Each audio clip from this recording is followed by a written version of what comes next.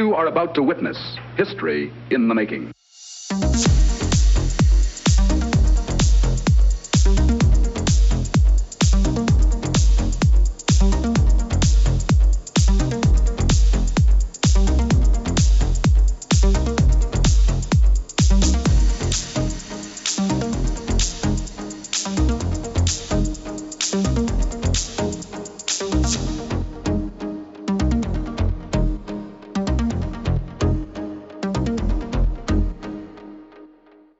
Hello, good morning, good afternoon, good evening, and welcome to another show of the Pop Culture Gamers podcast.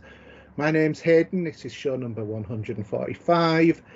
It is the 14th of August. Can't believe how quickly the year's going on. And I am here with Steve, who's having a couple of technical issues. So, hi, Steve, in this really warm, sweaty, and environment, technically challenged environment.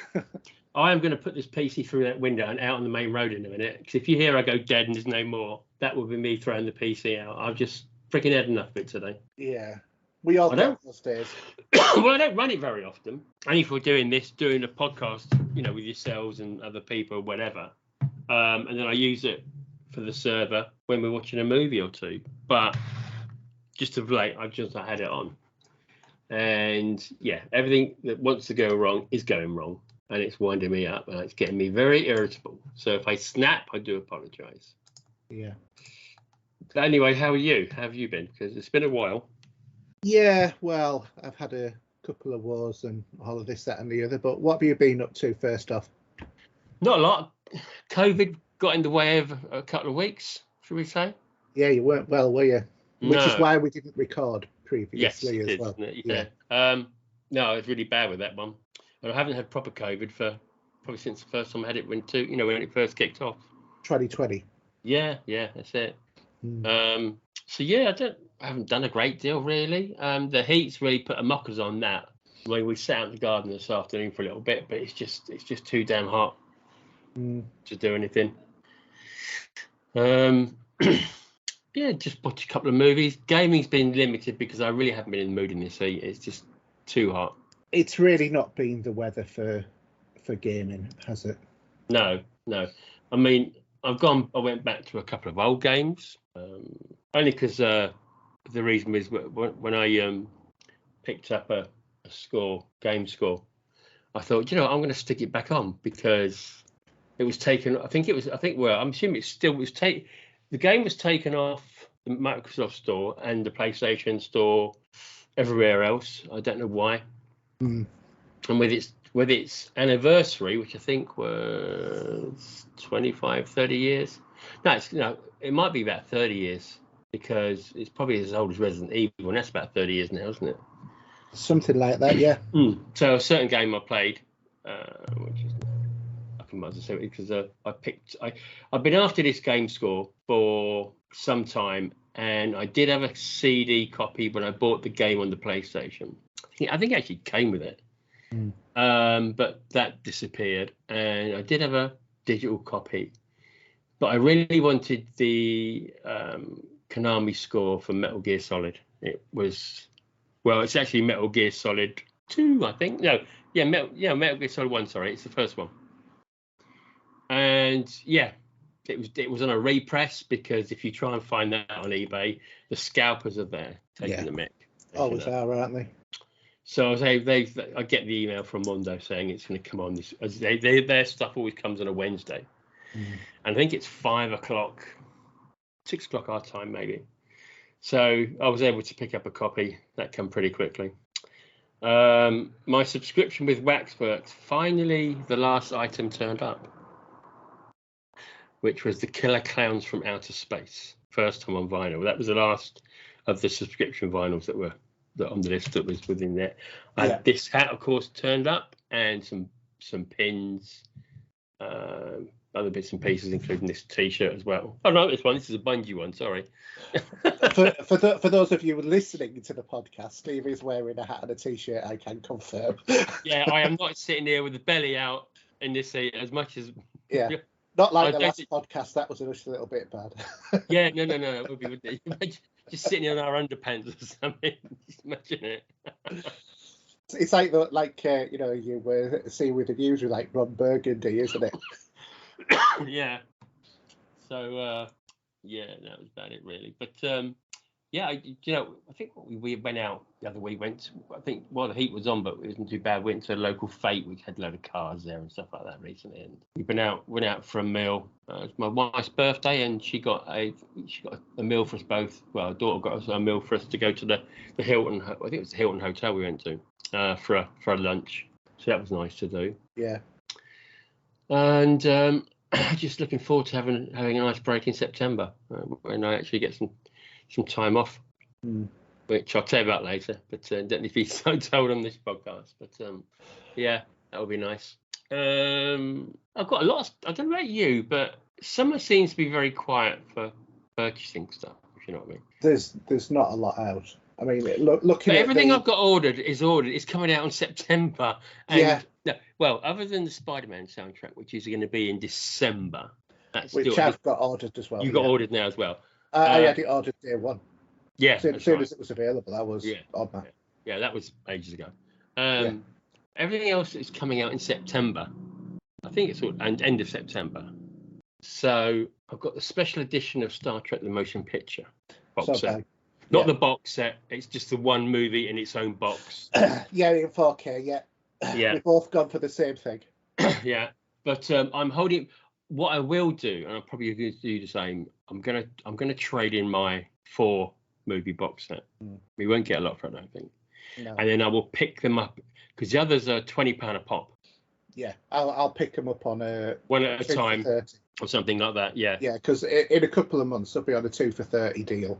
Yeah. So I'll pick them both up. I'll pick them up. Because Paramount have decided to give us all a nice, another nice way of purchasing these again. Yes, kicking us in the balls, basically. Yeah. Mind you, when they released the first 4, I said to you they would do it. We know, yeah, but we can't wait. We don't know when it is. Do you know what I mean? No. And I know you thought, oh no, they'll do 4, 4, and 4. Yeah. And I thought, yeah, maybe that's the idea, but I had a sneaky feeling that there was something up. And I think probably what they've done is released their 4 to pay for the other 2 to be converted to 4K. Well, to get some it depends actually, because I think, because some of them are just probably straight transfers, aren't they, compared to everything else?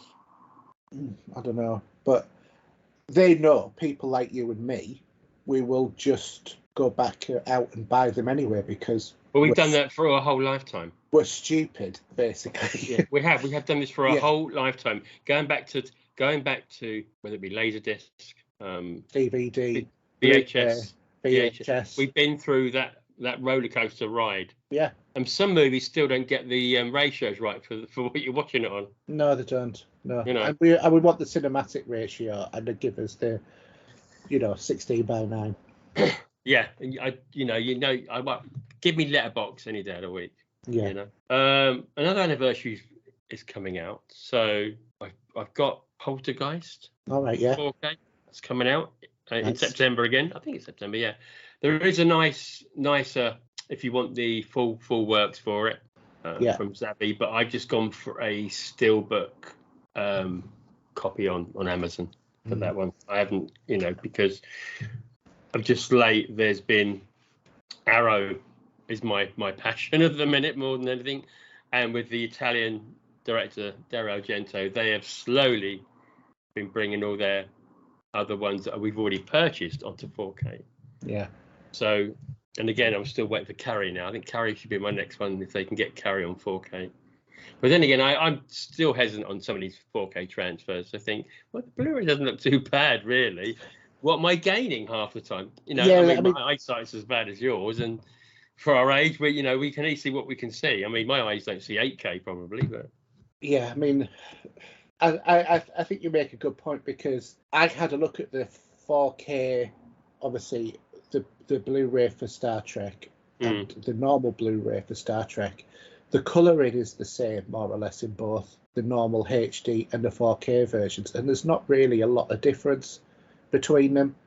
I think probably the most visually startling movie in terms of seeing it in 4K that I have seen as a conversion was Flash Gordon, because that really brought out the vivid colours, everything. It was absolutely perfection. I think it's, for me, one of the best 4K discs out there. I don't think for an old how movie. you can see this. I don't know if you can or not. So, yeah, it's that Poltergeist. That is the artwork. It's not bad. Yeah. I mean, maybe it would be best to have the original artwork for that. That's coming out 19th September.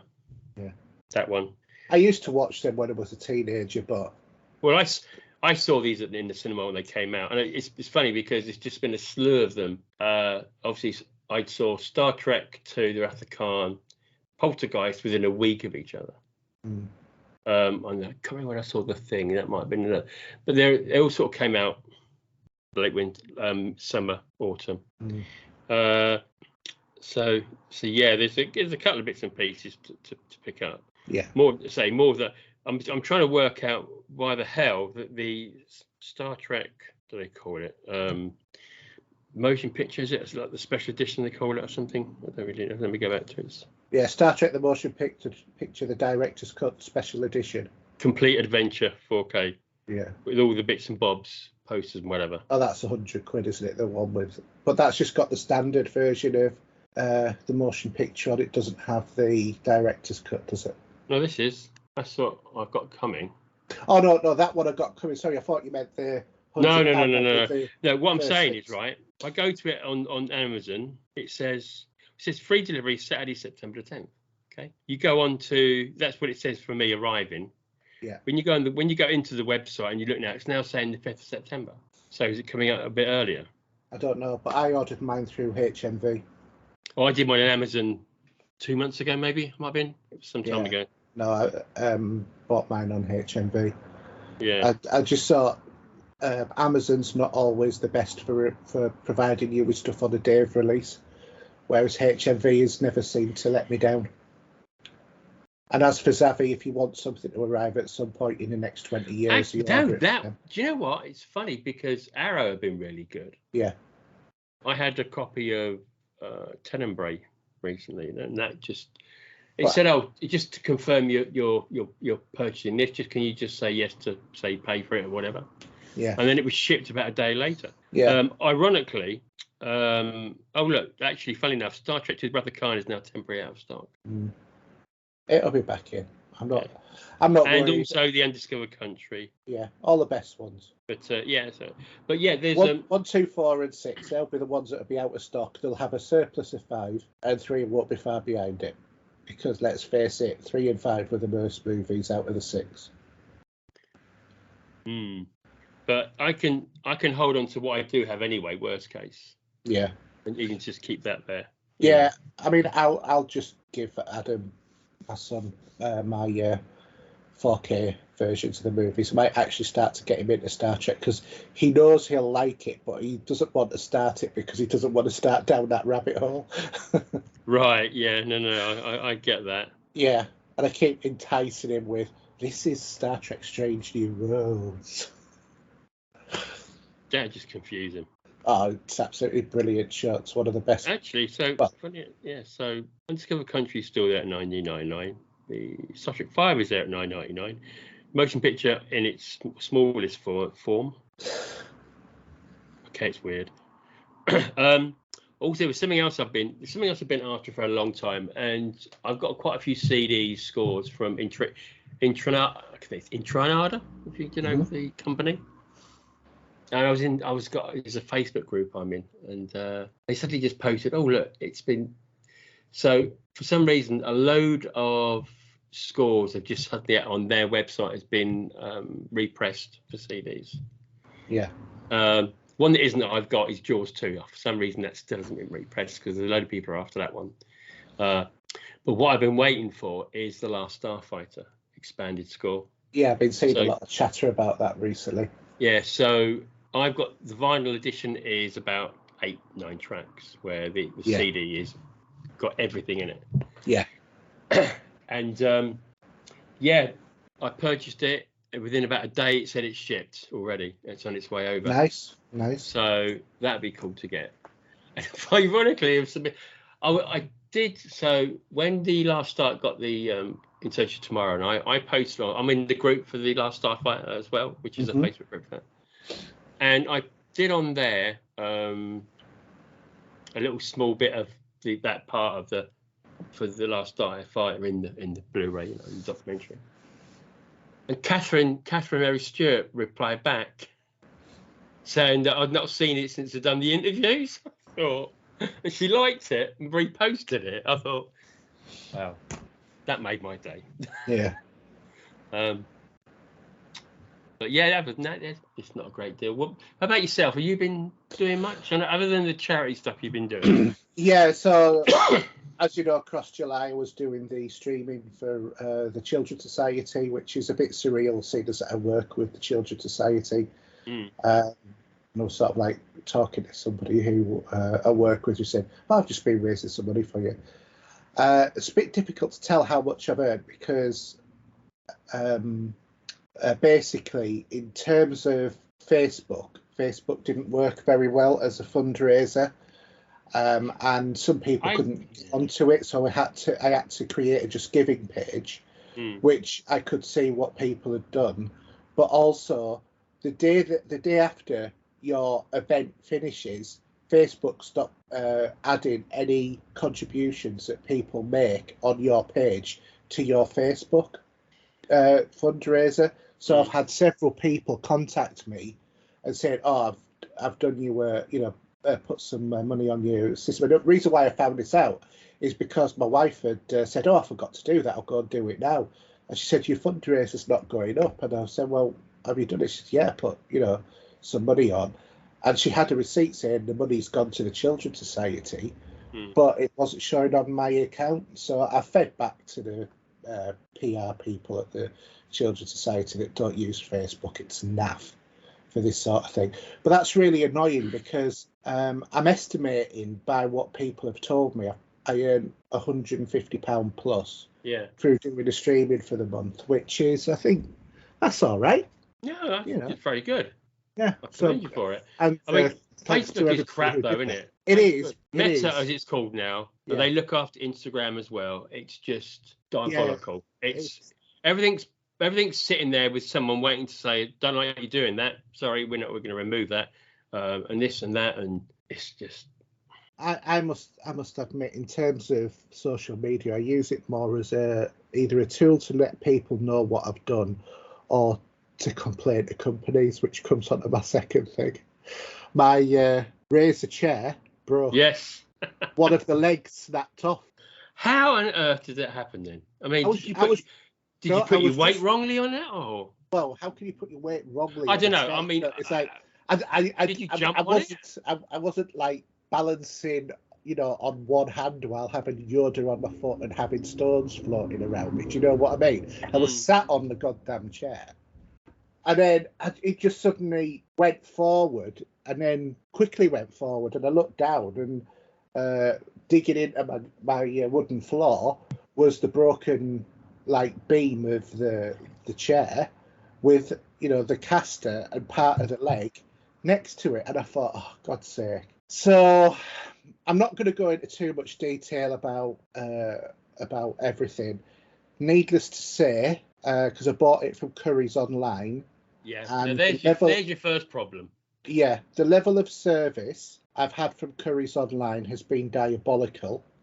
And then DPD was supposed to pick it up, and they sent a driver who was untrained and didn't know he was supposed to put on a temporary code onto the package, and then went off with that, refused to pick it up, and then they phoned me back and said, well, we can either send that driver back, but you won't get a receipt, or we can send someone out tomorrow.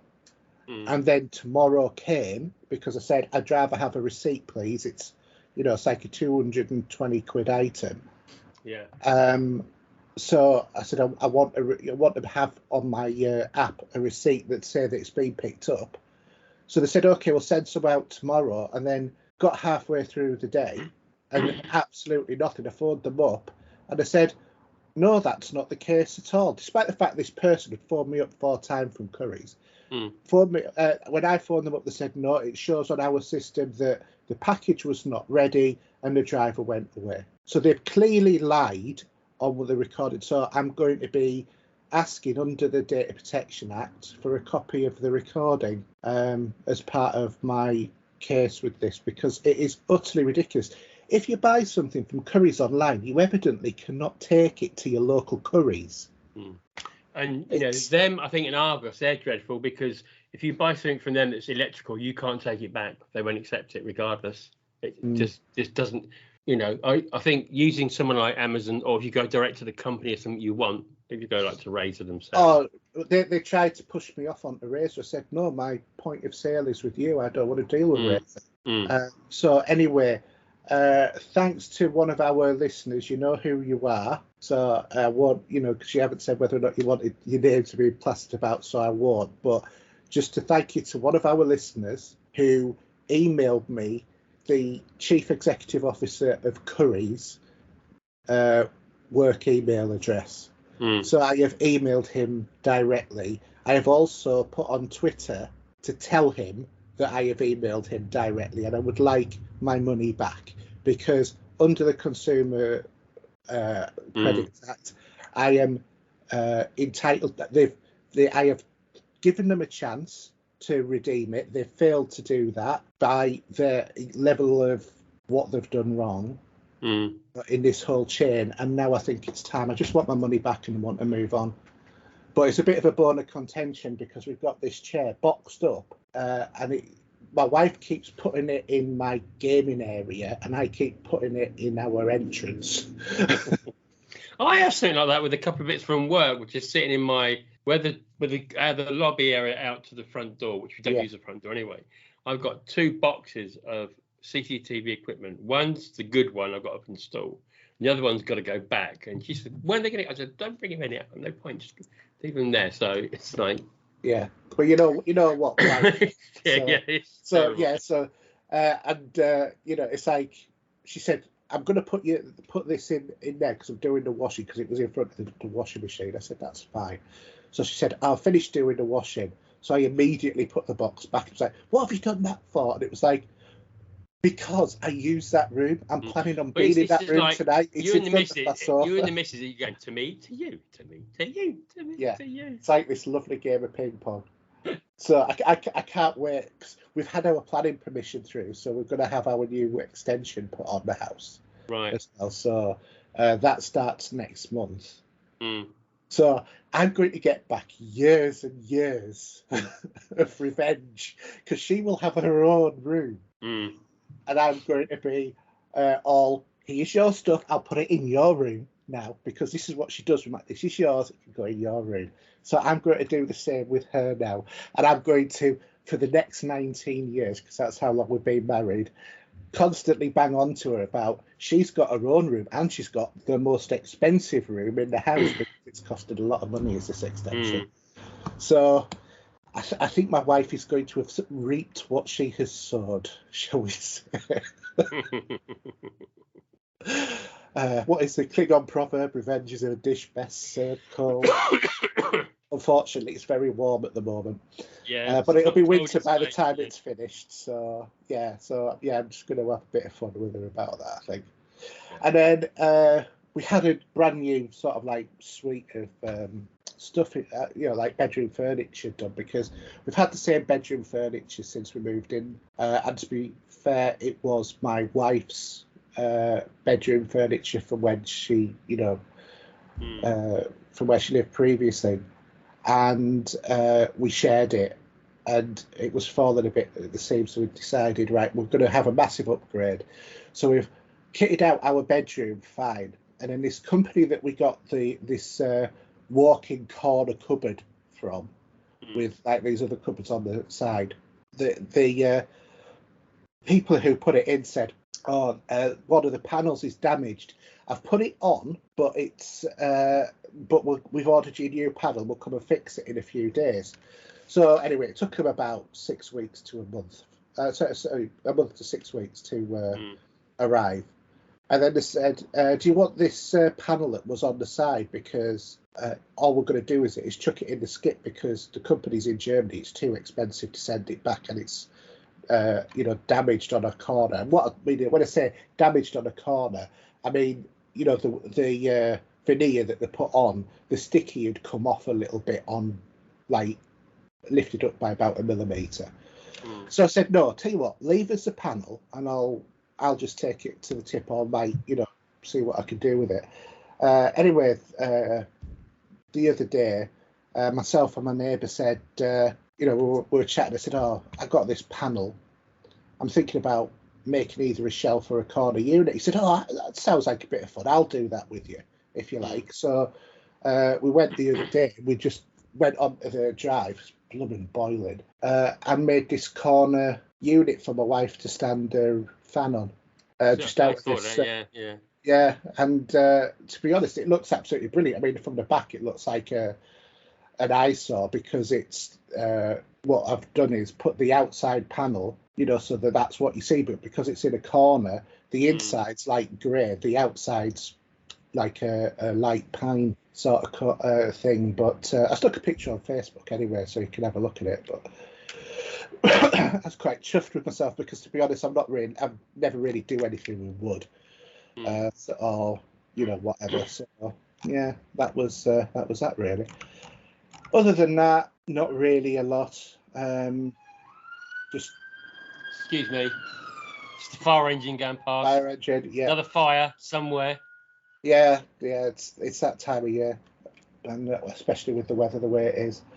But yeah, not really been doing an awful lot. The one thing. Something that struck me that you said about you not buying much and there's not much out to buy and stuff like that. My wife and I had a conversation on the way back from doing the shopping today, actually. And I said, how I buy stuff has radically changed over the last 5 years to how it was. Because when we first started this podcast, I would be buying games left, right, and centre all of the time. It was before Game Pass and stuff like that.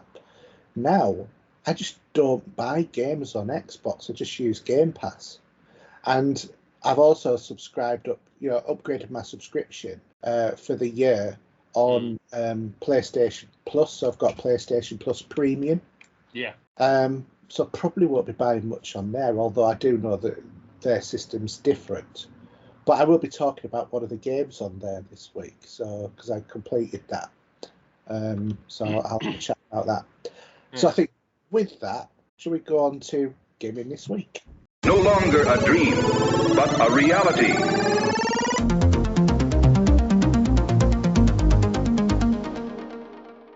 All right, so gaming this week, and a bit of news, actually, for people like myself who are looking forward to the delivery of a certain product by Valve, being the Steam Deck.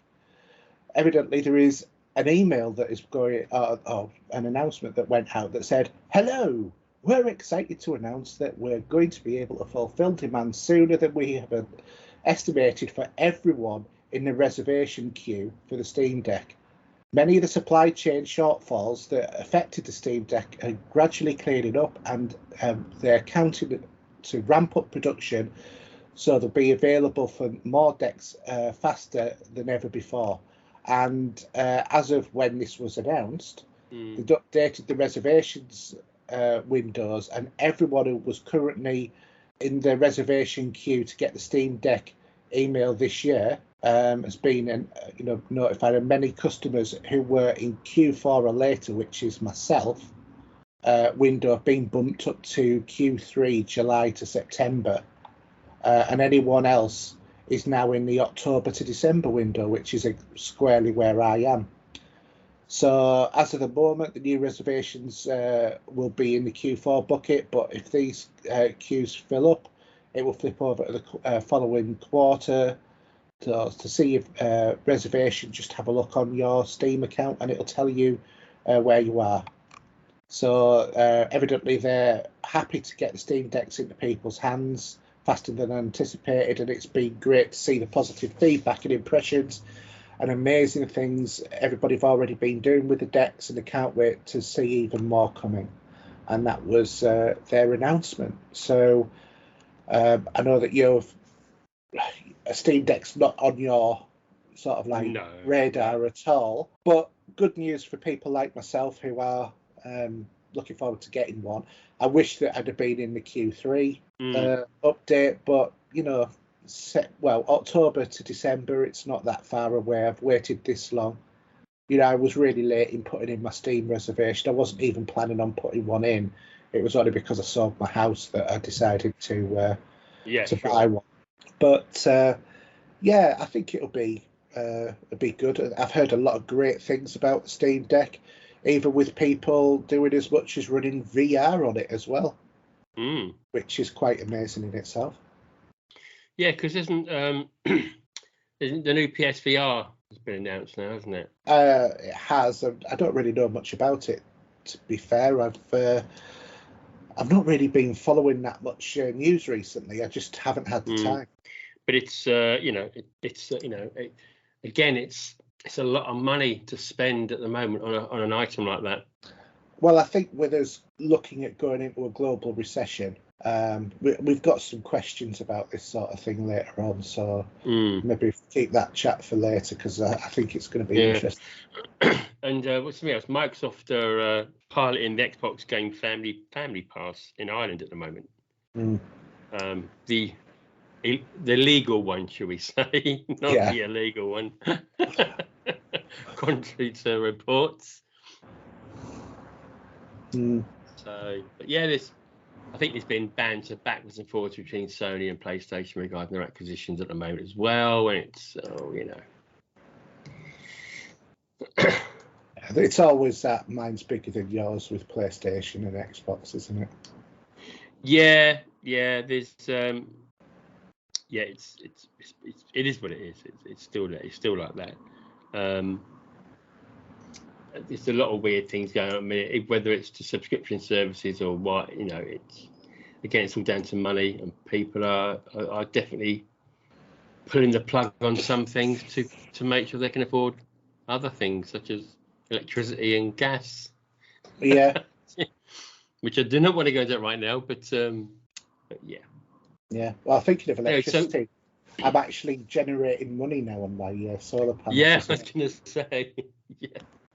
Not that I've seen any of that. But you know what, right? It's funny because the crime has gone up for people that are shortcutting their electricity via the meter. So where you've got the income coming into the meter, there's a lot of people been out there getting caught shortcutting around the meter to get their electricity for free.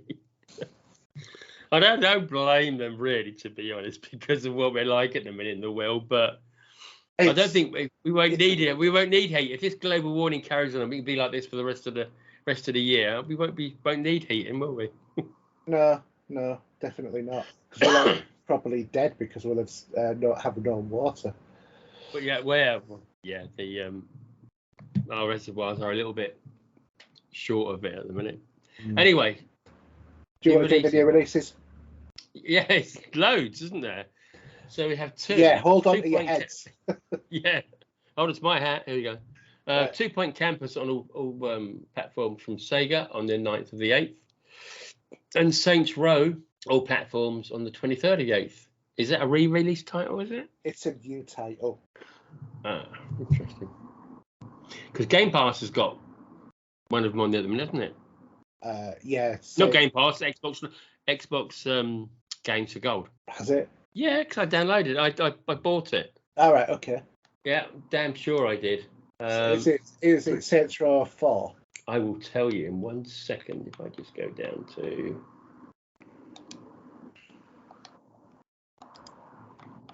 I go to Xbox Gold on here. Oh, excuse the clicking. Xbox Live. Games for Gold. We have Calico, which looks like a action adventure game. Oh yeah, as a matter of fact, Steve, if you actually look under subscription games. Yeah, no. Sorry, I'm jumping the gun. It's Saints Row 2, by the way. It's all right. Yeah, it is. Yeah, because we've got Calico from the 1st to the 31st.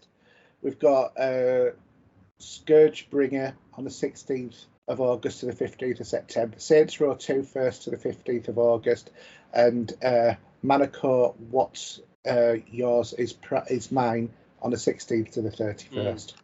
So Saints Row, if you haven't got that by the time you listen to this, you've got probably minutes if you listen to it straight away. Yeah. Also, they're doing obviously the deals for gold at the moment. Yeah. You can pick up Saints Row the Third. Yeah. Remastered. Yeah. For £8.24. It's actually a good remaster. Is that one? I quite enjoyed that. And Far Cry 6 is at $33.99, which is still a bit expensive anyway. Yeah. What else is there? That's something. Max Payne 3, £8.09. Way overpriced. You got the Metro Collection at £12.49. So what else we got here? I can't see what Assassin's Creed 3 Remastered looks like because it just says I own it. So, and anything else like that, it will say I own it. Yeah, they tend to have quite a lot of games on Game Pass though. But not games for gold rather. But the deals they do quite a few very good deals on it. Yeah, on Game Pass this month we've got Ghost Recon Wildlands on cloud, console, and PC. Shenzhen IO on PC. We've got Turbo Golf Racing, cloud, PC, and Xbox Series X. 2 Point Campus is straight in at a release on cloud, console, and PC. Cooking Simulator on cloud, console, and PC, as well as Expeditions Rome on the PC, and Off-World Trading Company on the PC. And then coming on the 23rd of August, we've got Midnight Fight Express, and then on the 30th, we've got Immortality. Did you know there's a new train simulator coming out as well, number 3 now? So just thought I'd let you know about that one. Steve's getting his thermos ready already. Oh boy. PlayStation Plus wise, we've got Tony Hawk's Pro Skater 1 and 2, Little Nightmares, and Yakuza Like a Dragon are all available for free downloads on the PlayStation Plus until the end of August, beginning of September. And then on Twitch or Amazon Prime Gaming, whatever you want to call it, we've got StarCraft Remastered. This is the original one. Actually quite worth playing it. Zach McCracken and the Alien Mindbenders. We've got Family Mysteries, Poisonous Promises. We've got Beast of Maraville Island. There is Recompile and Scourgebringer as well. And then on Epic, we've got Cook Serve and Delicious 3, which is available until the 18th of August. And then from the 18th is Rumbleverse Boomboxer Pack. So. Okay. Any other games that are floating around you've noticed seeing out there that are worth a purchase at the moment? No, I'm waiting for God of War Ragnarok. That's going to be, is that December? I'm not sure what the release date of that is at the moment. To be fair, when it's getting near, it'll be telling me on the console. But I know that pre-orders are available on that. Yeah. There has been the new, coming out is the new Spider-Man remastered on the PC. So this is taking it from Sony over to the PC. Way of the world. But it is very expensive. It's like £54, something like that. This is the thing though, isn't it? It's you've got to be very, very picky on what you purchase.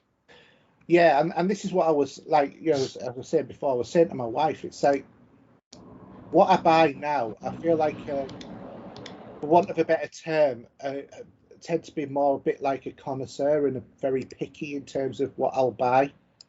You're going to go for the fine wine, not for any riffraff. Yes, exactly.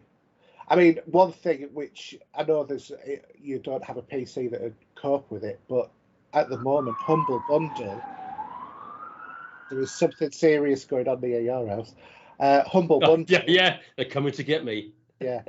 Humble Bundle have currently got on offer Resident Evil Decades of Horror game bundle. Yes, I've seen that. Which looks absolutely really good. I mean, I've got all of these games, but it's got Resident Evil Remaster, the remake 2 and 3, Resident Evil 7, Resident Evil 4, Resident Evil 6, Resident Evil 5, Resident Evil 0, the 2020 version, and Resident Evil Revelations 2 and 1, and also the original Resident Evil.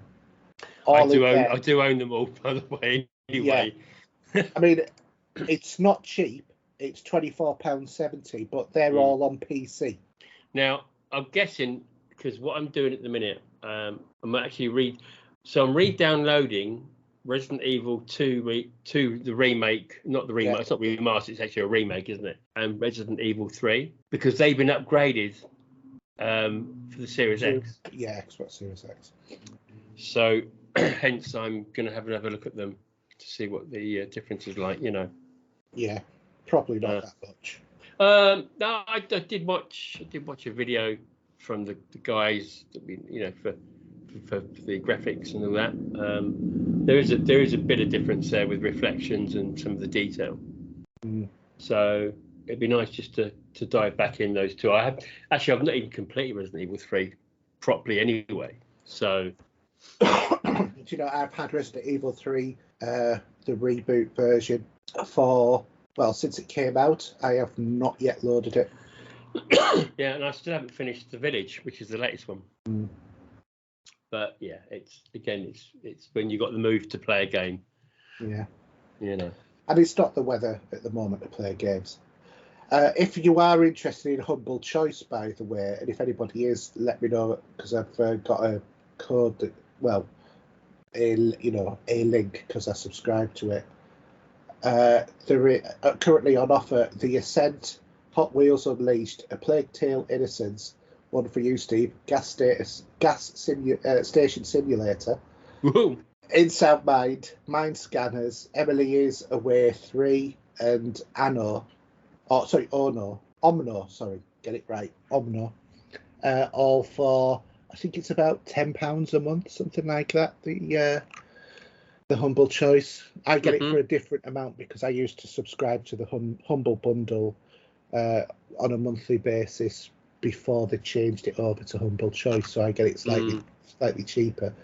But that also gives you months and months of access to lots of other games as well. That they offer for free that you can download.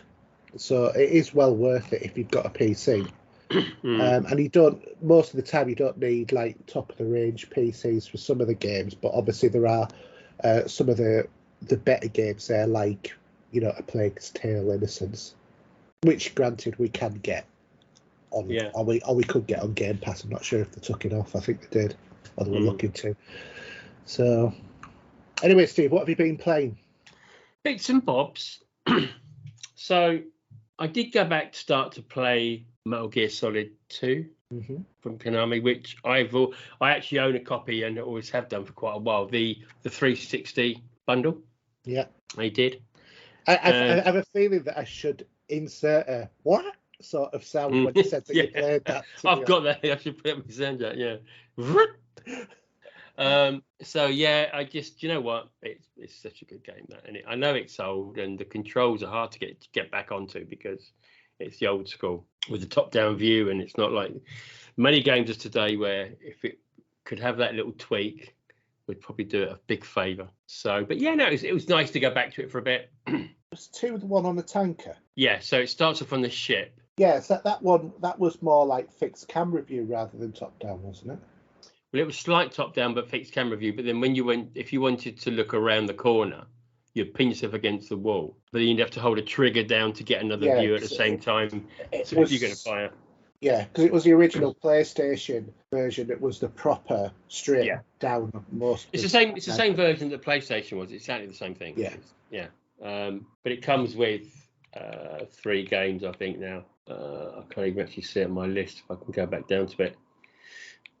But it was just nice just to actually just go and have a play with it. I mean, cause I love the score to it, and it's been a while since I thought, well, I'll just download it. What were you playing it on? Series X. See that's. I own it on the Series X. It's not. It wasn't even for sale anymore. That was a thing as well, and because it was the anniversary. And I know what you mean, but it's Metal Gear Solid. To me, use a PlayStation controller. I think you should just use a PlayStation. Full stop. End of sentence. End of paragraph. So what it was, it's the Metal Gear Solid HD collection. Yeah. It was on 360. So that come with Metal Gear Solid 2, Sons of Liberty, and Metal Gear Solid 3. That feels like the same as if I'd turned around to you and said, "Oh, I've been playing Halo on the PlayStation 5." It doesn't feel like it belongs. I mean, I know that. Don't get me wrong, because before people start saying, "Oh, Halo's not on the PlayStation 5," yeah, I know. What I mean is by analogy. The same way that I play, but it's the same thing that on here. I'm just looking at what I've got: Resident Evil 0, Resident Evil 5, Resident Evil 6, Revelations 2, Revelations Evil 1. They're all on there, all on the Xbox. When a lot of this would have been PlayStation stuff. Yeah, but that's more because PlayStation wasn't around at that point. The Xbox. No, the Xbox wasn't around at that time for the early No, stuff. but the original Xbox was for Metal Gear Solid 2, though, wasn't it? Because that was on PlayStation. No, it wasn't around. It wasn't around at all. So when Metal Gear Solid 2 came out, and I played the demo off the magazine, and PlayStation 1, not the PlayStation 2, was it? Or was it PlayStation 2 it came out on? PlayStation 2. Yeah. So there wasn't, and it was early in its lifetime. There was no Xbox. Unless I'm wrong, or maybe I might be wrong. If you look at how old the game is. I'm just like, look. It's quite a while. Metal Gear Solid 2, Sons of Liberty, was released on the 13th of November 2001. And the Xbox original console was released on the 15th of November, so there was a 2-day overlap there. So technically speaking, but there was enough time for them to have converted.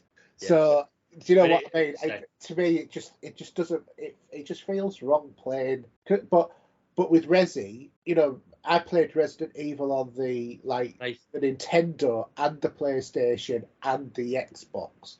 Quite used to that. It's like Final Fantasy feels wrong to play anything other than on a PlayStation because. Oh yeah, but it's just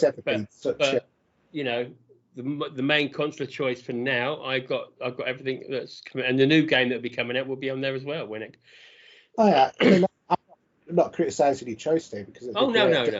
No. What I mean is as I say, just sometimes playing some franchises feels wrong on some consoles. It's like I always find it difficult to play Assassin's Creed on PlayStation, or have done in the past, because predominantly most of the time I played Assassin's Creed before was on Xbox. Because I always thought it was the better version, blah, blah, blah, and I've always stuck with that. Whereas Odyssey, I got the platinum on the PlayStation. I haven't 100%ed it on Xbox. Yeah. But it was a bit of fun. It's off. I've taken it off again, but it was just like I just felt like I wanted to just play something like that after listening to the score again. I thought it's just a great bit of music, and I thought, let me just put it on for a bit. And I played it from the beginning on the ship to when you get to the oil state, the oil station platforms. You've got to jump around those. But it is good fun. I don't know. Maybe I should go back to the last Metal Gear at one point. The last one that came out. The one with the scantily clad woman who walked around in a bikini and all of that. I don't remember that bit of it, to be honest. I don't know if I got that far into it. Yeah. So that was quite good. If I go to the Quarry, I'm still playing the Quarry. All right. I'm about I'm coming up to the 4th chapter at the moment. It is good fun. The story is clever. It is what it is, and it says in the tin, the same way as the other games they've done before. But it is a joy. It's something I don't actually want to just cane, to be honest. I just like to pick it up and play another chapter. It's now, I think it's about midnight in the game or somewhere around that, because there's this creature running around causing havoc and ravishing some of the teenagers. But that's been good to play. I'm enjoying that. Picking up the odd achievement, which has been helping my reward scheme go, because I'm now on a 41 day continuation at the moment. Well done. That's not too bad, because I've got another 3 months subscription out of it, and I started again, and now I'm now on 15,000 Microsoft points at the moment. So it sort of builds up again within the next 3 months. I can just pop it on something different with it. So the core has been really good. Another game we've been playing is Forza Horizon 5. Ready and for the reason 6. I've been playing, sorry? Ready for 6. Well, that'd be Forza 7, won't it? But this Forza Horizon. Oh, yeah, sorry. Yeah. Yeah. Okay. So because I purchased the upgrade pack, because obviously you could buy you could put Game Pass, you can just play the game for free. I just purchased the upgrade pack box, So Hot Wheels came out recently, so that was free to me to download. And I'm gonna say this is the best Hot Wheels they've done out of the 2 I think there's been. The first game was very limited. From this point of view, it's a much better game to play with it. I don't know if a lot of people are playing it. Maybe they're not. But it's not just, you're not sort of, what's the right word to use? You're not just stuck on that orange track, should I say, in the game. You can come off it. There's secrets to find off the track. It's running through mountains and different areas. From the point of the Nexus going out to like the snowy mountains to the volcanoes, and so on. It just goes through and winds everywhere as it does. So it's been a bit of fun. What it has done is it actually locks some of your cars, so you have to play the game for the story mode in it to unlock more Hot Wheels vehicles, and therefore you unlock more cars at the same time. And also the faster cars you can't play in the Hot Wheels because you are limited to where you are in the storyline. And what it's been good is that part of the storyline is you're taken through the history of Hot Wheels, and that annoying girl you hear in the game, whether it's on the radio or when you meet her in the storyline, she's talking you through how Hot Wheels became about, and the cars and the track and everything else. So I've quite enjoyed it. I'm still on there is 1, 2, 3, 4. It's 5 classes to play. You've got class B, A, S1, S2, and X. I'm on class A at the moment, playing it. It's a good bit of fun. Pick up and play every now and then. It's Forza. It looks gorgeous as well. Plays well. The races are fun with the with the AI, should we say, of your other friends' cars. So yeah, if you've got the pack. If you bought the pack like I have, it's for free to download, and you can go on there and just pick it up and play it. It's really good. I quite enjoyed it. Maybe it's not for everybody, but yeah, no, I found it a bit of fun. The old game I've been playing for God knows how long, Destiny 2. So we've had the Solstice event come and gone now. Yeah, completely missed it. Missed it. I completed it to get the another shield, shall we say? Did that, and the season at the moment I've completed that to get that as well. And we have got a Bungie reveal in a couple of weeks for the next season, and it's going to be Arc 3.0 will be coming out, so that will all be changing. And yeah, it's been fun. I've come away from it for a bit because I've done quite a fair bit. I'm just upgrading some guns at the moment within the game as well. Getting my level high as I can. I think I'm up to probably about 1864 at the moment. Is it 1864? I can probably tell in a sec. It's out to pop up, I think. Still working. So yeah, the Bungie reveal I think is about the 20th, 23rd, somewhere around there of August. Yeah. And that's when they're going to show us. There's going to be the reveal for the new season. There's going to be a new raid, but it's going to be a raid from Destiny, apparently. So what I'm hearing. So let's have RX back, please, because I'd love to go back to that. I think that was one of our favourites back in the day. Which one was that? Did you say? When you go down the hole and you start with all the right, yeah, the one on the moon, yeah. Yeah, and you have to go over the bridge. The one that we chased and the one that we let the world Nick Wilson out to try as our cannon fodder. Yeah, they haven't revealed which raid it's going to be, but I hope it could be that one. So I'm up to 1586 at the moment on my character. Right, okay. But it's just good fun. I've been really enjoying it again. Some other people I know, Mark, for example, has now popped back. He's been hammering it a bit. And yeah, I just the season. So the season of the Haunted as we're in at the minute, that finishes in 8 days. Right. So it's not far to go. Not much point in me loading it up then.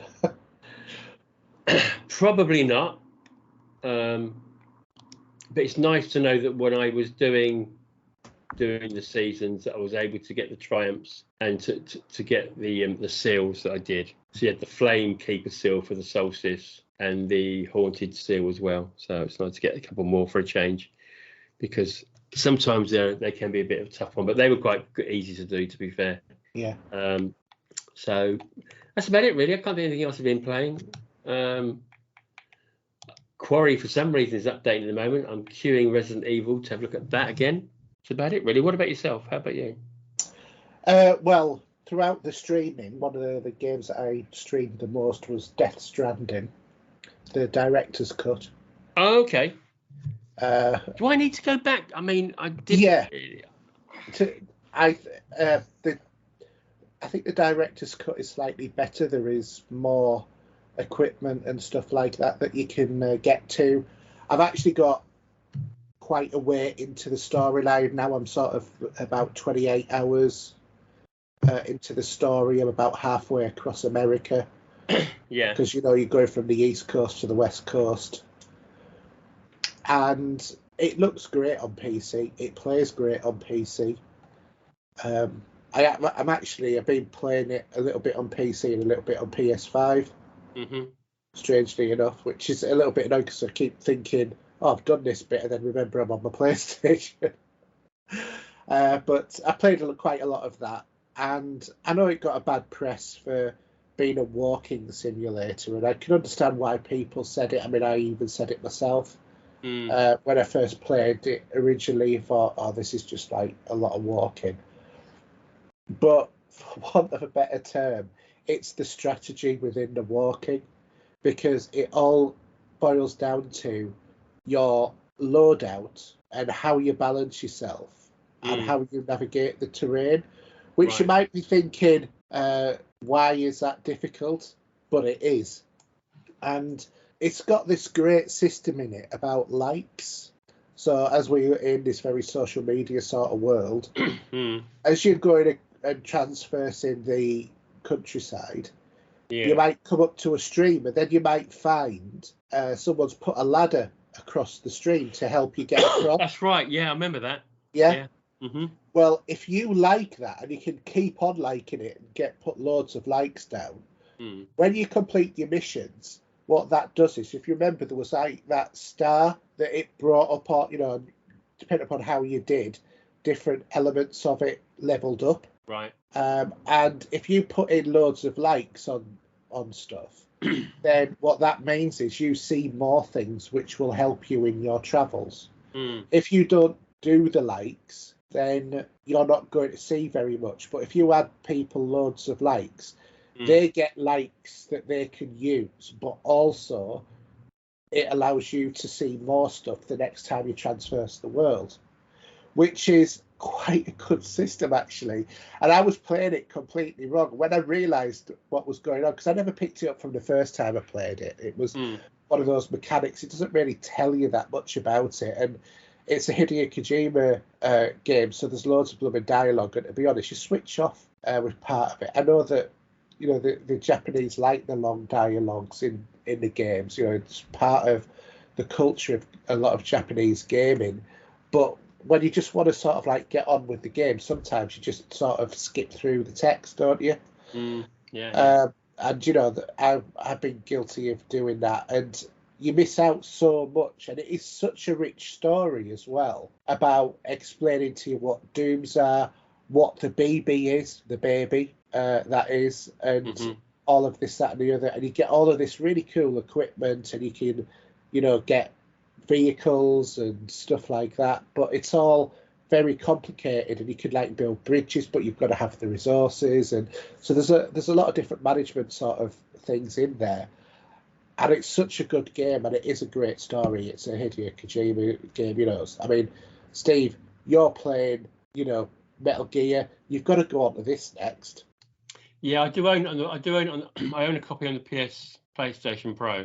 Yeah, I would go on to it if I was you, Steve. Yeah, I mean, give it a whirl. I don't know how far I got. I'd be probably better off starting from scratch. I would say start again. Doesn't matter how far you got, because I bet you weren't off the first area map.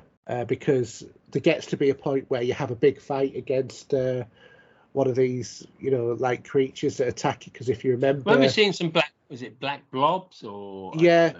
When you go in the area where there's sort of where you see like black streams coming up from the air, that's where you can see these creatures that exist in sort of like two domains. And if you get too close to them, then the ground underneath you will go like tar and try and pull you down. And if it manages to do it, it'll skid you across into the centre of that area. And then you've got to try and escape or kill the creature that attacks you.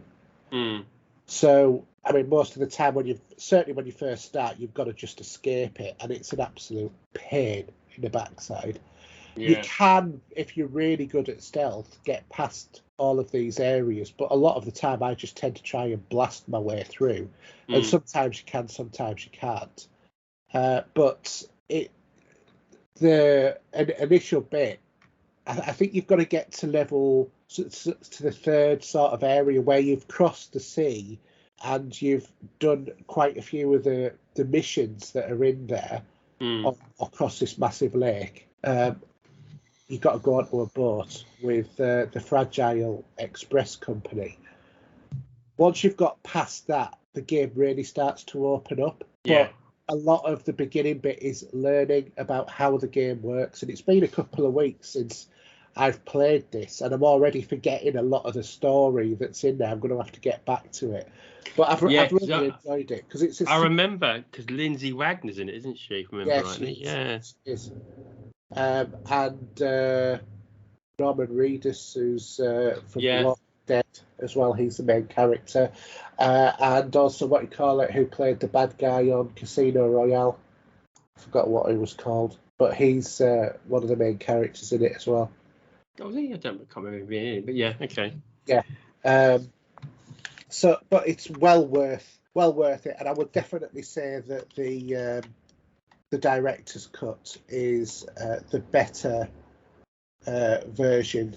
That's costing more money again, isn't it? No, well, if you've already got it, you can actually just upgrade. I tell you, you saying that actually, I was looking at. It was Mad Mikkelsen, by the way. Yes, who you're talking about. That's right. Yeah. No, I'm trying to think what it was now. I can't see in this dark. It's dark in here in a minute. I can't think what I was going to say now. Oh, my mind's gone blank again. Sorry, that's COVID brain for you. Senior moment. It's a senior moment. No, I remember now. That's it. Top Gun. There we go. That's it. Yeah. So the game I've got on the PlayStation Pro is, I can't think of the flight sim game. Afterburner. No, Ace Combat. That's it. Ace Combat. Yeah. And I got the PlayStation VR, obviously version 2. Yeah. Of the original, and they just released some Top Gun content, for it, which is VR as well. Nice. Which I'd like to purchase at some point. It'd be nice to play that. But yeah, no. Again, it's at the minute I'm okay, but I might just play the original as it is, to be honest. Another game I've played over the last month was Little Hope from the Dark Pictures anthology. Oh, okay, yeah.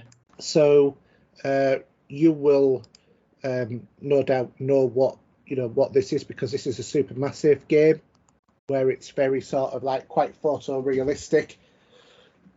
I mean, in terms of the way that it's displayed, and it's like sort of horror based.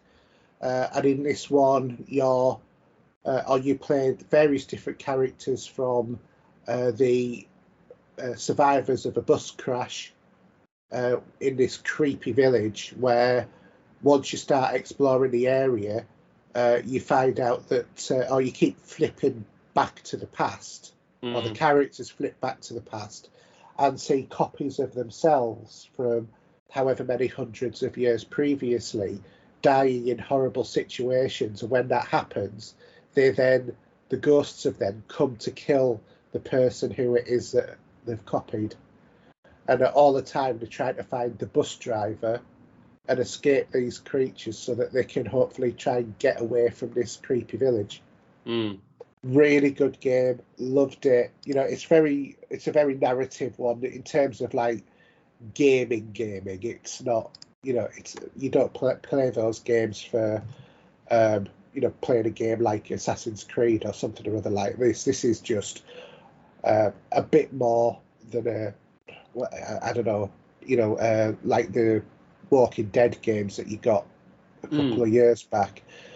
Better graphics and a little bit more control, but not an awful lot.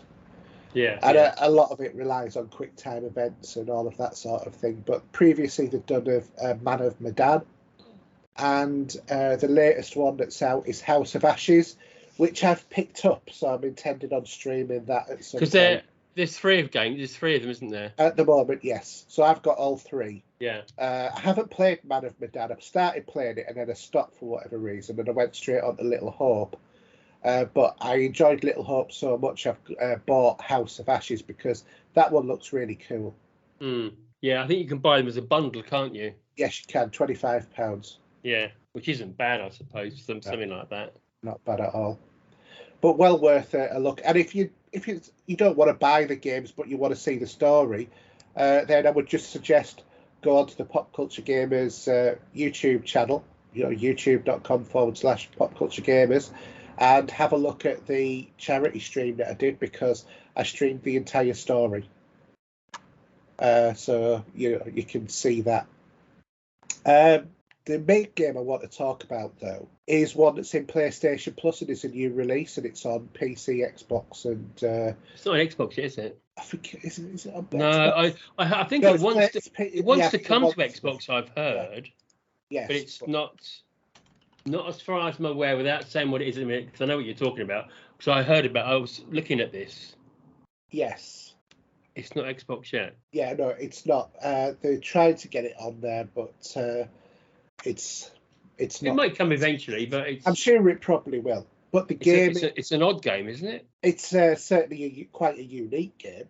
The game itself is called Stray. So this is you are lost, alone, and separated from your family as a stray cat, and you must untangle an ancient mystery to escape a long-forgotten cyber city and find your way home. So the way to think about this is, how can I put it? Blade Runner meets a cat, but without people. Everything's robots. So everybody's like rusty Nexus 6s. So this is one of the games that's on PlayStation Premium at the moment. I was thinking about buying it on PC, but I got it on PlayStation Premium for free. So I thought, well, what's the point in buying it? I can play it and see what I think. The main thing I would say about this is you would love this game, Steve. Yeah. Because you like all of that cyberpunk sort of stuff. Yes, and this is a very striking sort of cyberpunk world. It's visually very stunning. There are lots and lots of lore to unpack. There are so many different nooks and crannies and areas that you can go, and things you don't think of going to because you're a human, but you can get there as a cat. But like little air vents and stuff like that, and then you go down these little rabbit holes, and suddenly you find this whole new extra bit. I don't know whether or not it was just tiredness or whatever, but for the first couple of hours, I found it a little bit... Well, say for the first hour, I wasn't feeling it with the game that much. Right. I have to say, playing as a cat does not feel in any way strange at all, which I was quite surprised. I think... is there any other games where we've played as a cat before? Yeah, but this is a cat as in a cat that's walking about like a cat. Yeah, because standing on two legs. No. I mean about the mechanics. Obviously, the mechanics of the feline. Yeah. I'm assuming it's. I'm not saying it's male or not. I don't know, but a feline cat, and I think it's pretty asexual, to be honest. I think they've left it open to interpretation. But in terms of... So it could be a Tom then. It could be any old Tom, Dick or Harry, to be quite honest with you. Yeah. But it didn't feel strange. And the movement, they'd obviously studied a lot of like the way that cats move because it looked realistic. I've seen some little bits of it. I've kept away from it because I think maybe it will come to the Xbox, so it'd be nice to see it. Yeah. It's quite short as a game. It's only about 4 or 5 hours, which was another reason why I wasn't keen on buying it. How much was it? I think on PC it's about 16 quid, but otherwise I think it's about 25 or something.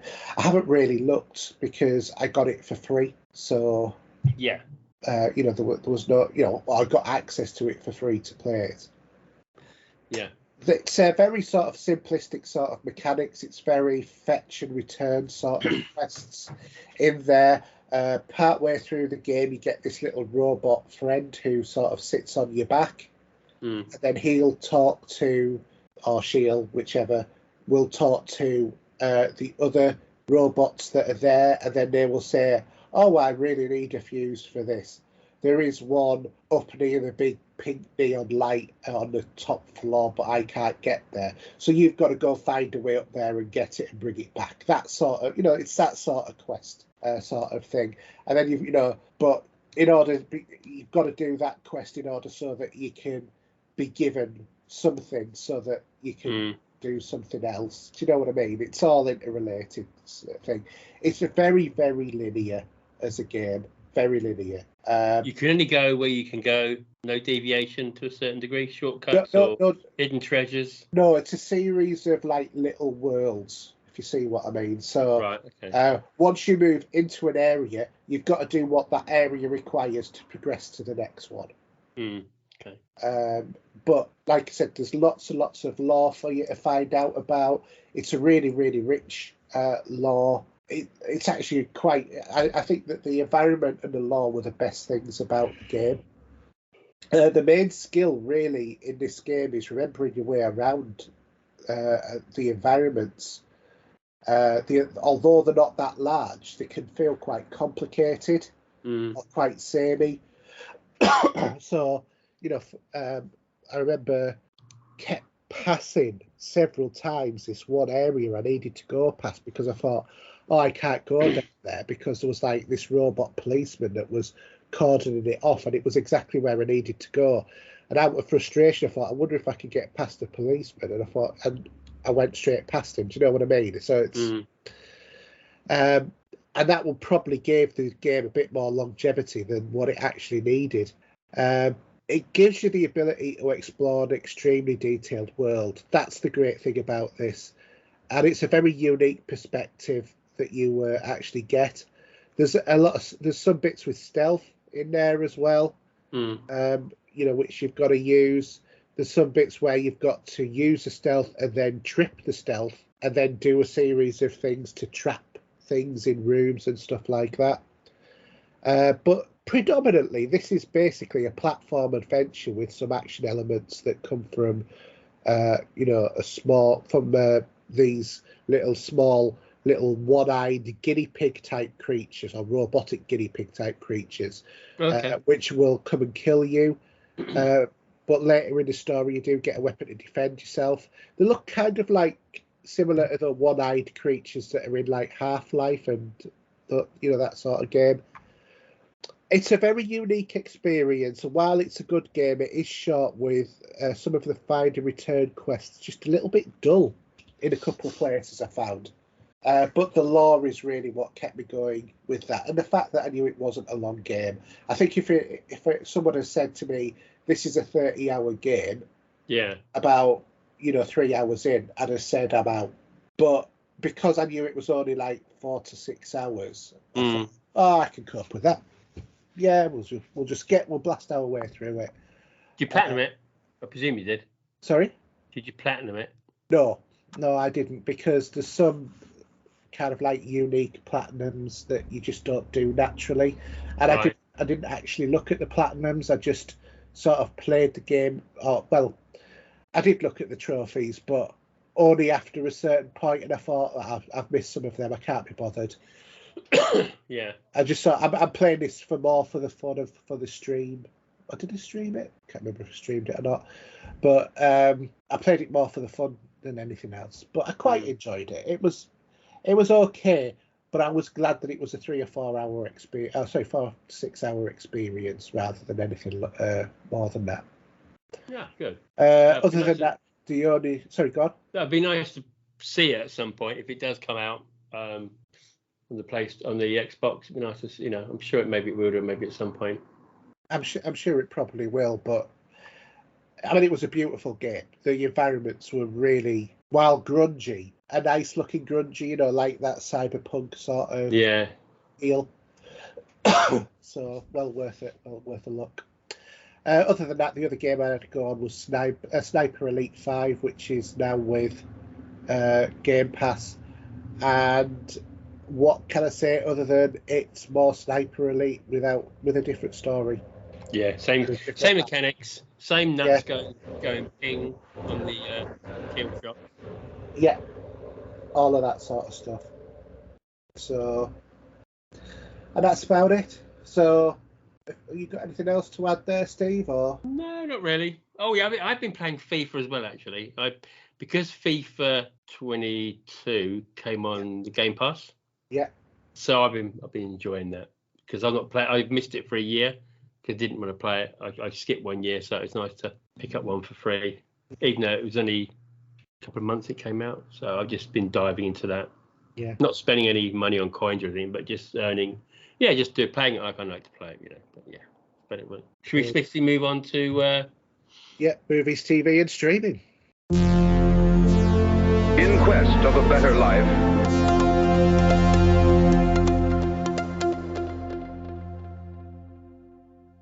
All right, so movies, TV, and streaming, and off to a sad start to this one because Nichelle Nichols, otherwise known as Uhura, has passed away at the age of 89 years. For those who have been living in a cage or a cave for the whole life, Nichelle Nichols' role as Uhura, a black woman serving on the bridge of the USS Enterprise in Star Trek, inspired many to follow her in her footsteps, including future Star Trek actors like LeVar Burton.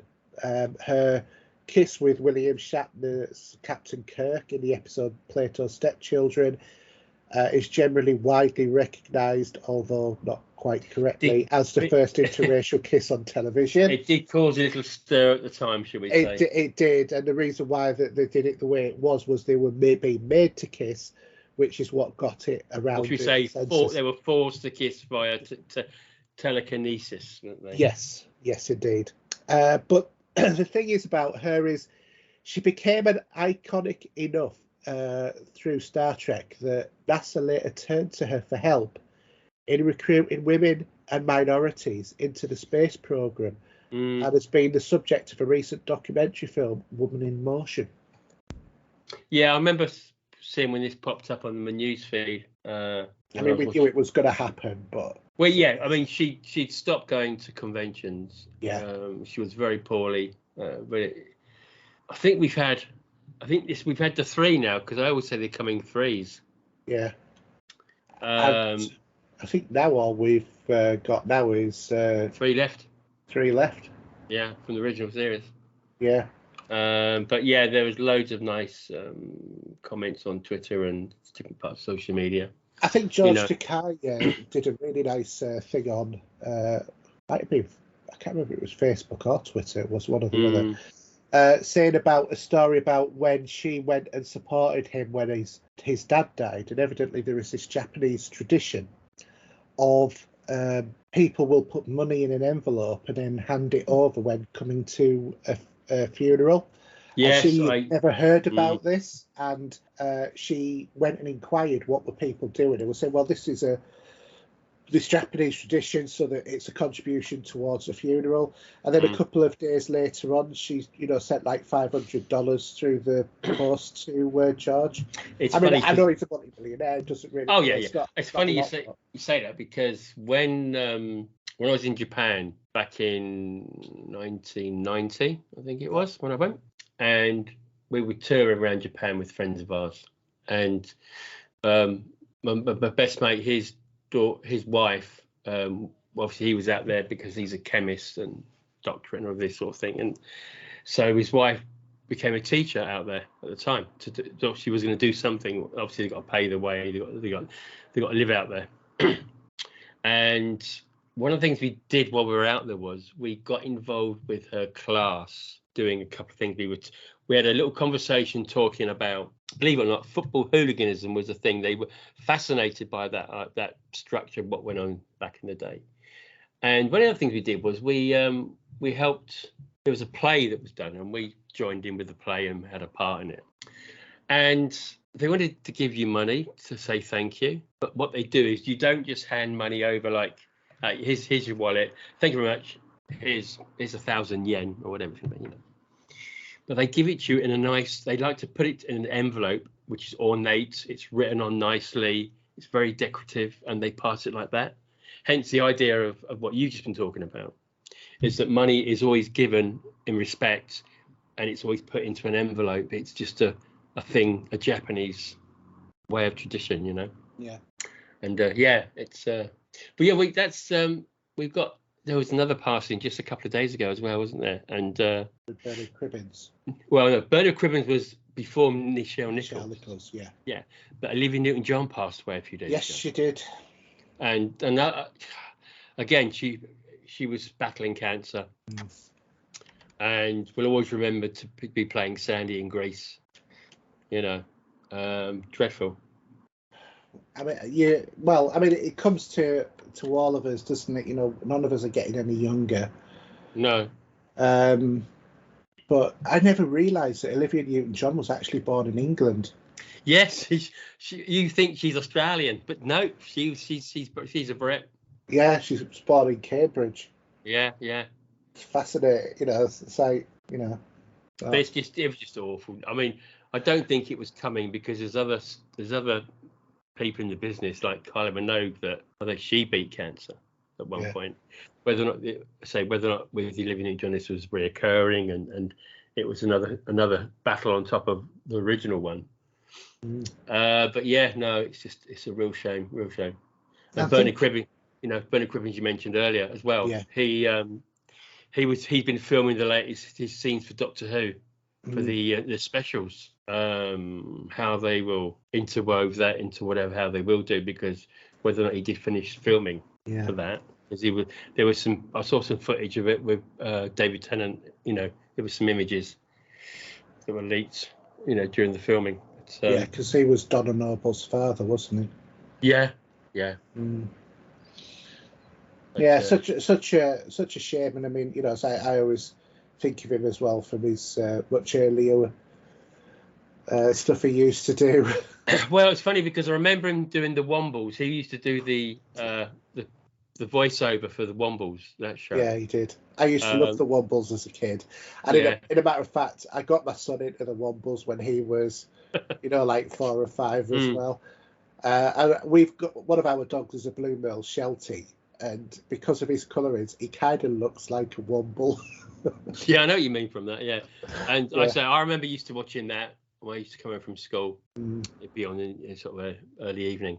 Obviously, sidetracking from Doctor Who. Well, he was in one of the Doctor Who movies with Peter Cushing. He was Dalek's Invasion, the first 2150, wasn't it? Yeah, and he was well known playing the station conductor in The Railway Children. Yes, which comes to mind as well. And he did Jack and Nori. He's done just so much stuff. It's just unreal, you know. Yeah, I mean, for our generation, he was a well-known person. Yes. For somebody in my son's generation, other than they might have said, "Oh, I've seen him with David Tennant." Maybe, but that's about it. Yeah, that's Doctor Who's assistant dad. That's how he would have known it. Other than. But for us, our generation, a big impact. Yeah. So, thinking of Doctor... Yeah, go on, go for it. There's a new Doctor Who movie lands in UK cinemas. So, according to Variety, a new documentary, Doctor Who Am I, has earned itself a UK cinema release. It's going to be released sometime in October and will be distributed through Kaleidoscope, with the potential of release internationally as well. The documentary, directed by Vanessa Yule, tells the story of the infamous 1996 Doctor Who film, which was made during the gap in the TV series, with Matthew Jacobs, who wrote the original film and is co-directed a documentary, talks about the process of making that film, as well as the fans' reaction who followed in this documentary, because they made the Doctor half human in that, which was, contradicts the Timeless Child, but also not many people like that idea as well. Was this the Peter? Was this the McGann one? Yeah. So he also remember, features in the documentary as well. And Doctor Who's next special for the existing Doctor Who premieres in October on BBC One in the UK. So there we go. Is that going to be the transfer? I hope so. I'm guessing. I hope so. Because there's 3 specials coming next year that David Tennant's involved in. Yes. I think what we'll have is Jodie Whittaker go out, David Tennant coming back in somehow. Yeah. And then after he goes, it will then the new guy will take his place. Yes. Yeah. Let's see how it goes. Keep an open mind. So, do you want to do the cinema releases? Yeah. So we have 4. We have Beast, and then we have The Invitation. Those 2 are the 26th of August, and coming earlier in the 19th, we got The Fisherman's Friends, one and all, and one I'm quite curious about because I've seen the first movie, Orphan First Kill, which is a horror movie. So yeah, as you say, it's very quiet at this time of year, isn't it? With it is. This Fisherman's Friend, is that the follow up to that original movie? What, that musical? So No. one about not musical, but the one about the guys that were singing, the Fisherman's. Singing? That one. I think it is. Oh, okay. DVD. Looks very quiet. Yeah. Oh, hold on to your hats, guys. Downton Abbey. Now, don't mock it. My missus is looking forward to seeing that, and I will watch it with her because it's her thing, you know. Yeah, I've seen a good bulk of the show. But yeah, if you like, Steve. No, you know what we do. You know what we do to keep our women happy. We join in because then we can say, "Can we put on this?" Yeah, okay. Yeah, no. If my wife watched this sort of stuff, which she doesn't, but if she did, I would do exactly the same as what she would do if I put Star Trek on, which is going, "Oh, you're going to watch that? Are you? I think I might go to bed, or I might go." Well, no, actually, sometimes what we do is like she's there watching whatever on Netflix, and I'll come back in here and put a film on. Yeah.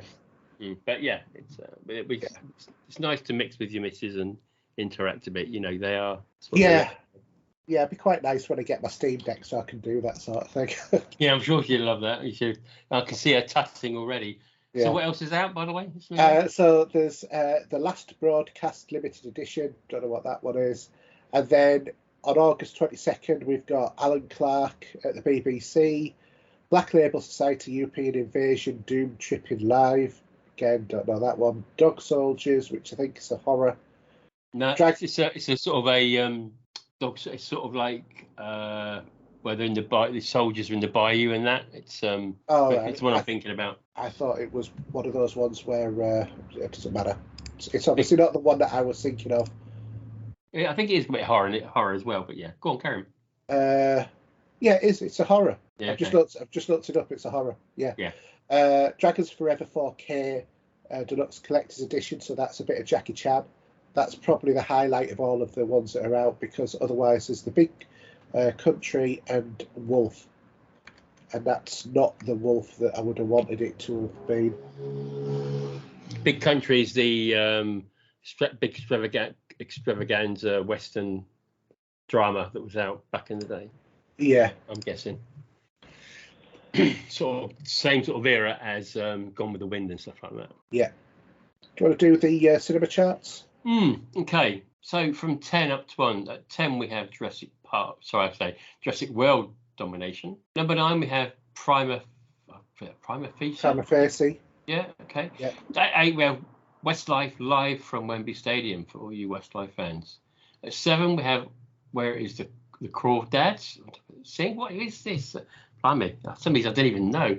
At 6, we got Top Gun Maverick, which is really breaking all records at the minute still. 5, we have Elvis. At 4, we have Thor: Love and Thunder. At 3, we have Minions: The Rise of the Gru. Number 2, we have DC Legends of Super Pets. Oh yeah, and number 1, which looks quite good, is Bullet Train. Yeah, I quite fancy the idea of Bullet Train. I think Keanu Reeves does Batman on DC League of Super Pets, if I remember rightly. Is that I think it's a cartoon, isn't it? Yeah, it is. Well, animation. Animation, yeah. Yeah. Blu-ray DVD chart. We've got number 5, the Batman. I love the images, by the way. Class. Do you know? It's the website. I didn't know the guy in the. Well, you read them first, and then I'm going to say. So at number 5, staying at the same place, we've got the Batman. At number 4, down from 2, we've got Doctor Strange in the Multiverse of Madness. At number 3, a re-entry, we've got Live, Die, Repeat, Edge of Tomorrow. 4K. At number 2, number 2, down from number 1, is Fantastic Beasts: Secret of Dumbledore. And at number 1, a re-entry is Get Carter, with for some reason an image of the Human League next to it. But there is a song for this on the Dare album, hence why you got that image. But Get Carter is the remake, if I remember rightly. Yeah. So just quick before we go on to what we've been watching. So have you heard the story about Netflix that they are now they're in production for the remake, well, not the remake, should we say, but the next in the line of movies for Beverly Hills Cop?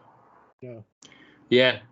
I don't hold much hope for the storyline, but... Well, if they butcher it the way that they butchered Coming to America, it's certainly not something I'm going to watch. Because that was on Prime, wasn't it? I think that was. It was awful, was Coming to America too. Yeah, but there is another one coming out.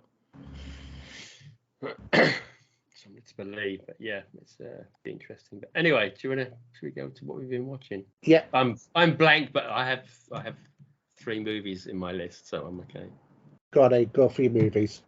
Okay, so the first one was on Paramount Plus, and it's called Jerry and Marge Go Large. I don't know if the title sounds pretty bizarre. Basically, this is a true story based on a long-term married couple, Jerry and Marge Seaby, who win the lottery and use the money to revive their small town. Mm-hmm. Basically, the husband, he is a mathematician, and he finds a loophole in the lottery. He starts putting money in the lottery, goes across the state, putting money into the lottery, puts more money and gets his return back. Very good. It's well worth a watch, because you've got Paramount Plus, obviously, haven't you, as well? Mm-hmm. So Annette Bening and Bryan Cranston's in this. I'm sure you'd recognise those if you ever look at them online. A good drama / comedy, very worth watching. We really enjoyed it. It was just so good and so clever that knowing this is a true story as well, just blew my mind a little bit because of what they were doing and how much money they were earning. Mm. And they were sort of like semi-retired sort of thing. He's coming to the end of his career and where he was working. So that's very much worth a watch. The next one I've seen is Jurassic World Domination. And I've seen some of the headlines regarding this movie. But as we know, 4 years after the destruction of the Island Nebula, Bison operates attempt to track down Maisie Lockwood. I can't remember the last one as much. It's been such a long time since I've seen it. While Dr. Ellie Slater investigates a genetically engineered swarm of giant insects. And obviously from this movie, we get to see the original cast back in the helm with it. It was nice to see that cast in there, along with Chris Pratt and that. Obviously, Lauren Dern, Jeff Goldblum, and see Jeff Goldblum. Sorry, say again. Always good to see Jeff Goldblum. It is, and obviously Sam Neill's Alan Grant as well. I think I'm glad to see I streamed it off of Sky. I don't think I'd have been happy paying for it in the cinema. It's probably a bit cheaper this way anyway, but it's okay. It's worth a watch. I think Jurassic Park should be put into a box, get a little key, and just put it away. We don't need any more. There's some nice little scenes in it with the interaction with the cast. Yeah, it was okay. It's not the best movie in the world. There's some highs and lows. It does drag a little bit at one point, but yeah, I think it's just worth watching just for the point of seeing the old cast in it. Yeah. Didn't have the children in it though. It'd be nice to have seen what they were up to. Yeah. I don't think some of them are acting now, are they? No, probably not. But yeah, it's well worth a blast. And the last film I'd seen, I've been waiting for this to come on. It's again on Paramount Plus, so straight from the cinema at the time. This is the latest Scream movie. Oh yeah, I've seen that. And I really enjoyed it. I did. This one, I mean, I was a little bit upset. I'm not going to say why I was upset, but 25 years after the streak of brutal murders that shocked the quiet town of Woodsboro, a new killer dons the ghost face mask and begins targeting a group of teenagers to resurrect the secrets of the town's deadly past. There was one little scene in this movie, right, where it made me smile, and I did a freeze frame to look at it, and I went to the missus. So do you remember the director from the original Scream was Wes Craven? Yeah. And there's a scene where the girl and her boyfriend are going out of the town to get out of Woodsboro, and they're going to this other town. As they go in, they see these big streets and signs. And to the right is a signpost for the street on the right.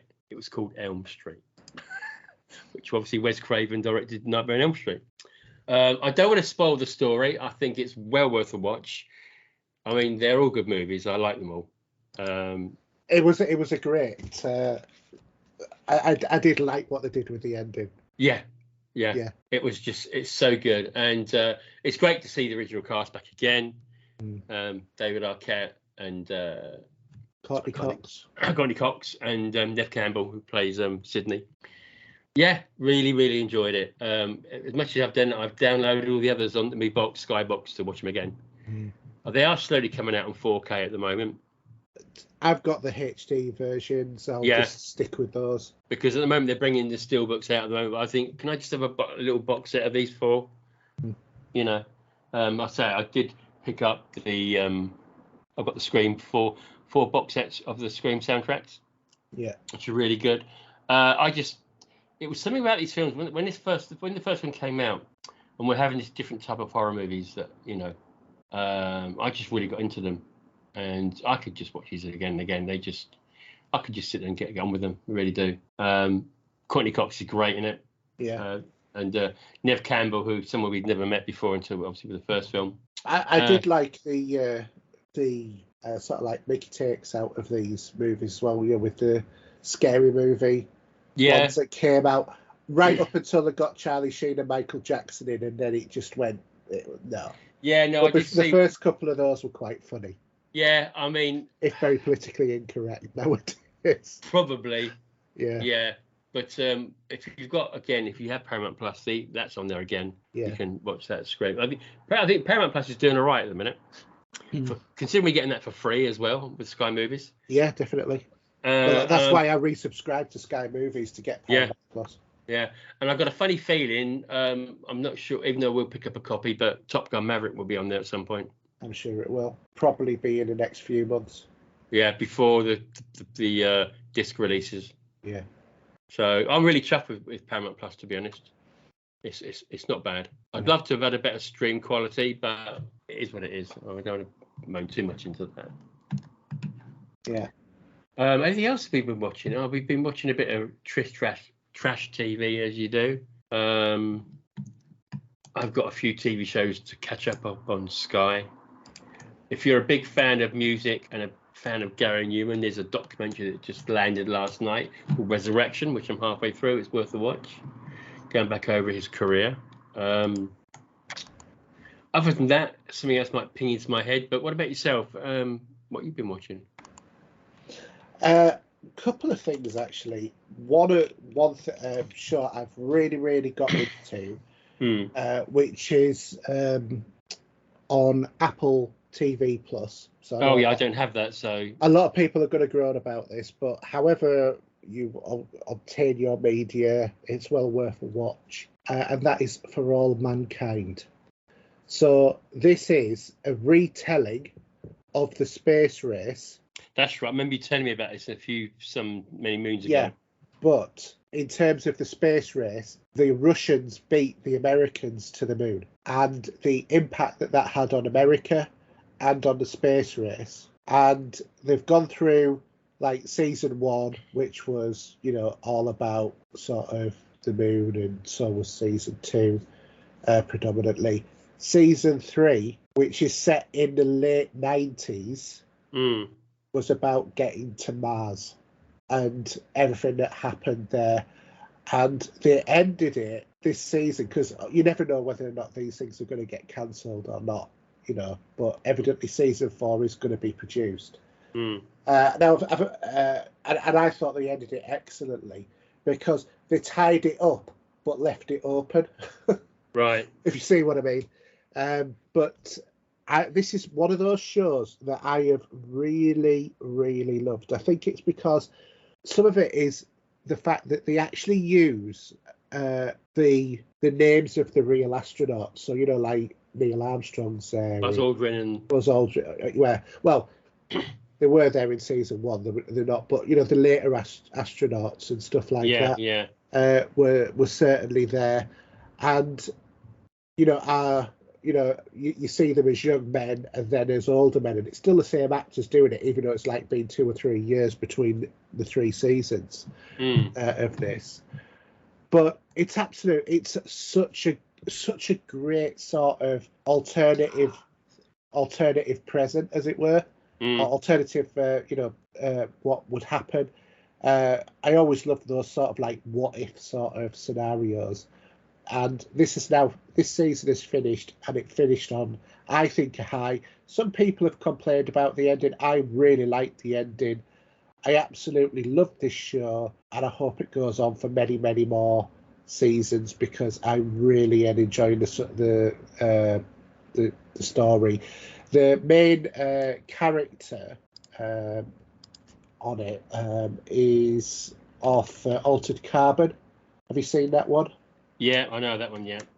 Well, on season 1, the guy who was the lead on that show, well, he's sort of like the lead on this show, Joel Kinnaman. Okay. But, you've got like Gordo and Tracy Stevens, like the astronauts, and Karen Baldwin, Ed Baldwin, who is Joel Kinnaman, all names that you're going to recognise from the, from NASA and stuff like that. Names I've heard talked about in the past. But it's a great show the way that they've done it, and a lot of it, it's supposed to be quite scientifically accurate. Really worthwhile watching. I would suggest anybody who likes the space race will love this sort of content. The next thing is another Apple TV show, and this one is called Trying, and this is the 3rd season again, and it's about a couple who have tried to have a child and couldn't, and now go through adoption.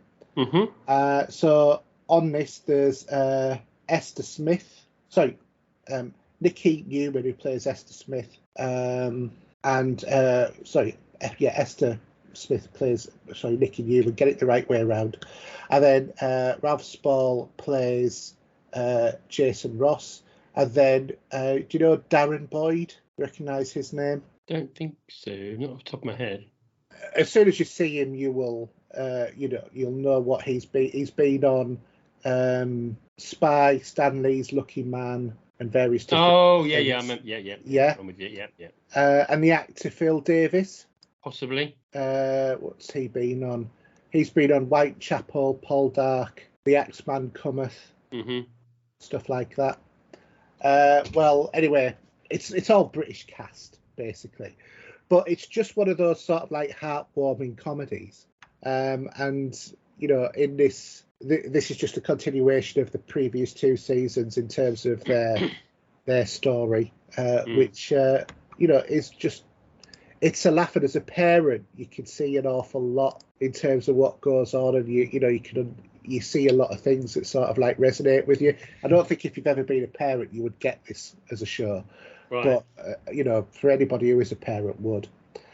And then the last show film is Prey. I'm going to put my fingers in my ears now. I don't want to hear anything about it. Go away. I'm not going to give any spoilers, but because it's on Disney Plus, and that's it's annoyed on me. Disney Plus. But this is the original story of the Predator in the world of the Comanche Nation 300 years ago.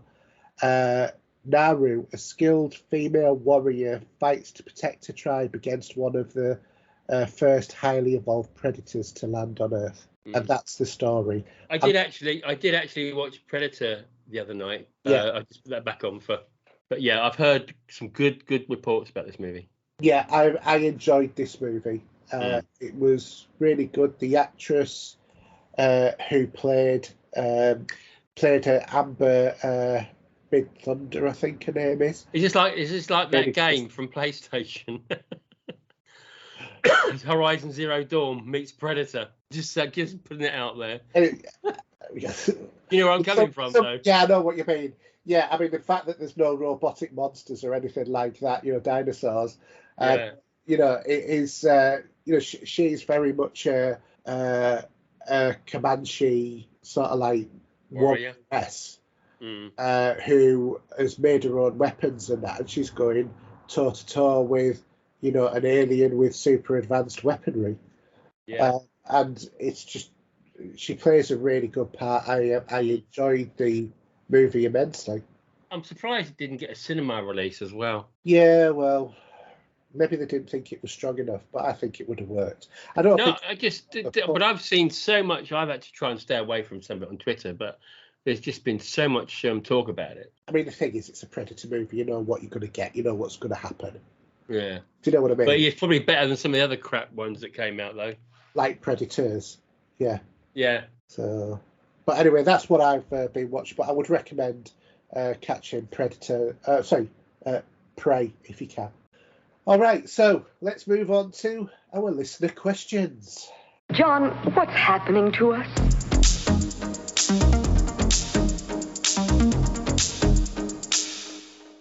All right, so as normal, Mark is going to set us off today with what most irritates you about gaming today. The price. Yeah. I mean, okay, we got a good way of playing games now with, as we said earlier, with Game Pass, and PlayStation have got their own setup now as well.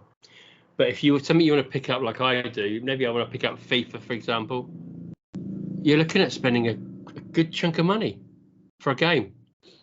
Okay, that sort of game will last a year because that's their how they work. But some games are going to be 6-7 hours long. Yeah.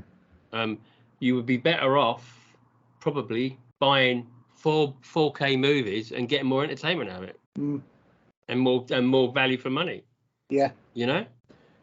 And I don't know how they can keep this sort of price up. Really, it's you're not far off £100. I know with this, the generation we're in now, and you do get these, which we don't go near, these special editions or the digital content they can throw at you. You're gonna tuck £100 at some point, and I don't think that's acceptable. It's especially when I remember buying a cassette with like a game on the Commodore 64 from Mastertronic, which was $1.99. Yeah, but we when we had the 360 and the price of the games, then we were thinking, would they ever go up even more? Obviously, with as these consoles have progressed now, it's horrendous. It really is. I understand they take a lot to make, but and I think we're getting some deals where with Game Pass and stuff like that you can actually play some of those games without having to actually cough up the full price. But really, it's horrifying, really. Yeah, I think for me there are a couple of things that irritate me about gaming nowadays. one of the things that seems to have died down quite a bit, which I'm glad, which used to irritate the hell out of me, was fanboyism. You know, Okay. Yeah, that's settled down, I think, this generation compared to the last one. Yeah. But I think what does irritate me is when you buy games and then you get like the loot crates and stuff like that. You know, those little microtransactions that you've got to buy stuff. I hate games like that. Perfect example of that was Dead Space 3. That killed that game, stone cold dead. Well, there's some games where they generate revenue, like FIFA. You got FIFA points to open car packs. You can actually earn those packs pretty well without paying for them. I'm going to use Destiny. I'm going to use Destiny 2 as an example. Every now and then, I might buy a little bit of silver because I know it's going back into the game to help that game be made and do what they do with it. So I don't mind doing that occasionally, from my point of view. You know. I think the way that Destiny do it right, but I think the way that EA have done it with like Star Wars Battlefront, particularly I think 2, wasn't it? Or what they were planning was really wrong, where you would have to like play for 30, 40, 50 hours to get one character and there's like loads in the game. It's utterly ridiculous, is all of that. And I hate that. But the other thing that I hate now is everything's all, you know, we have to have a multiplayer aspect of it. It's like, let's just have a decent single player. It's like now they're on about, you know, Assassin's Creed Infinite, which will be multiplayer. I don't want that. The other day when I was playing Sniper Elite, I switched off the Apex or whatever it was mode on it because someone came into my game and started trying to kill us. I thought, I want to just play the story. I don't want to play the story with someone trying to frustrate me. I just want to play the story. I like story narratives. If I want to play a multiplayer game, I'll load up a multiplayer game. But it's that whole sort of like Fortnite kind of mindset that people have. Just does or that the manufacturers think that we want, does my head in. Because that's not the type of game I want to play. No. I mean, we've seen this back in the day. They tried it with numerous games to play a multiplayer mode because that was a thing to do. BioShock had a go at it at one point. Tomb Raiders had a go at it. Yeah, they don't work. But what would be better is that all the effort and dedication to doing the multiplayer bit, you could add more story and make that longer. And that would be far better. Yeah, it would. I think it's died down a bit, though, isn't it? Now, I know a little while back it was quite horrendous. Yeah, and saying that, the Quarry's got a multiplayer thing in it. I think I'm not even sure what that is. I think. Well, you can play along on all of the supermassive games. You know, on the PC, I've got a friend's pass I can give to someone so we can play together. Yeah, as it were. I've not tried that mode. I don't intend to play that mode. I just want to, you know, if I'm playing a story narrative, I just want to play it myself. Yeah, I mean, I'm just looking at. It's just finished downloading, so I've put back Resident Evil 2 on, and there is some extra modes in there, which I think these are not online though. You're gonna get like No Time. You got Ghost Survivors, Runaway, and The Forgotten Soldier. Yeah, and you get Tofu mode as well if you get a character. Yeah, there is a Microsoft Store, believe it or not, to go to. I wonder what's it going to show in there. Oh, it's okay. It's some of the digital DLC, content. Yeah. But I've got all that from I bought the Uber edition of that game because that's what I do with Resident Evil. But yeah, we've had many times back in the day, haven't we, of this sort of issue, and it's come out. Some of the countries have called it gambling. Yeah, I don't think it's gambling. I think it's exploitation. Yeah. So, excuse me, I'm fanning myself. It's so freaking hot. It's not much more you can say to that, really. Do you want to do Mark's next question? As far as gaming goes, is VR pretty much done? No. I think that VR is a niche area of gaming. There are one or two games I have that are VR, and I love. Beat Saber's brilliant. I can keep updating that by going to the Beast Saber website and downloading new song. Again, packs, that's stuff like that. content you have to purchase again, isn't it? In a way. No, it's not. No, it's Oh, not. is it? Oh, okay. No, this is free content. I mean, Oh, okay. there is the people are supposed to check to make sure that they can upload the stuff and all of that, and there's actually the ability to make your own tracks within the game now as well. The producers have added that in, but I don't mind DLC, proper DLC. So, for example, the Billie Eilish or Lady Gaga song packs on the Beat Saber were brilliant. I love them. But that is music with a proper song pack. I mean, my son, he plays it on Expert Plus. How the hell he plays Expert Plus, I have no idea. I'm a 51-year-old guy. My reaction times are not that. If I can do a level on hard, I'm chuffed. Do you know what I mean? And some tracks I can play on hard at speeded up. I think the best that I've done was sort of like one of the Greatest Showman tracks at 200% on hard. That was hard. It was probably harder than Expert Plus, but I managed to do it.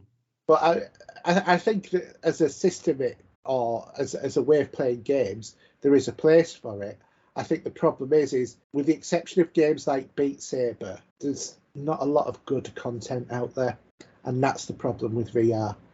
And it will never be mainstream while the goggles are tethered, which I know that the Quest 2 isn't.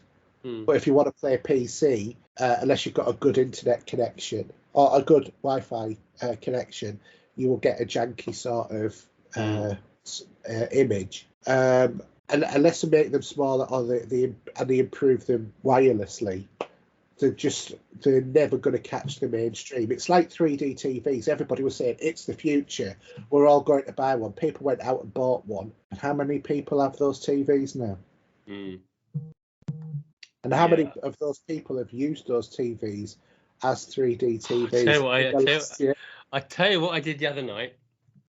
I donned on my face a set of cardboard blue and red 3D glasses.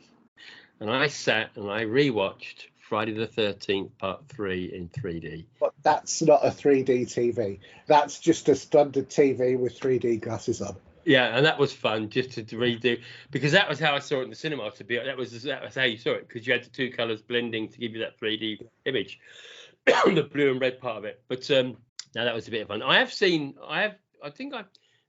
some 3D? I did. I remember someone had a 3D TV at one point with 3D glasses, and but I think you've done the same. I mean, I've had.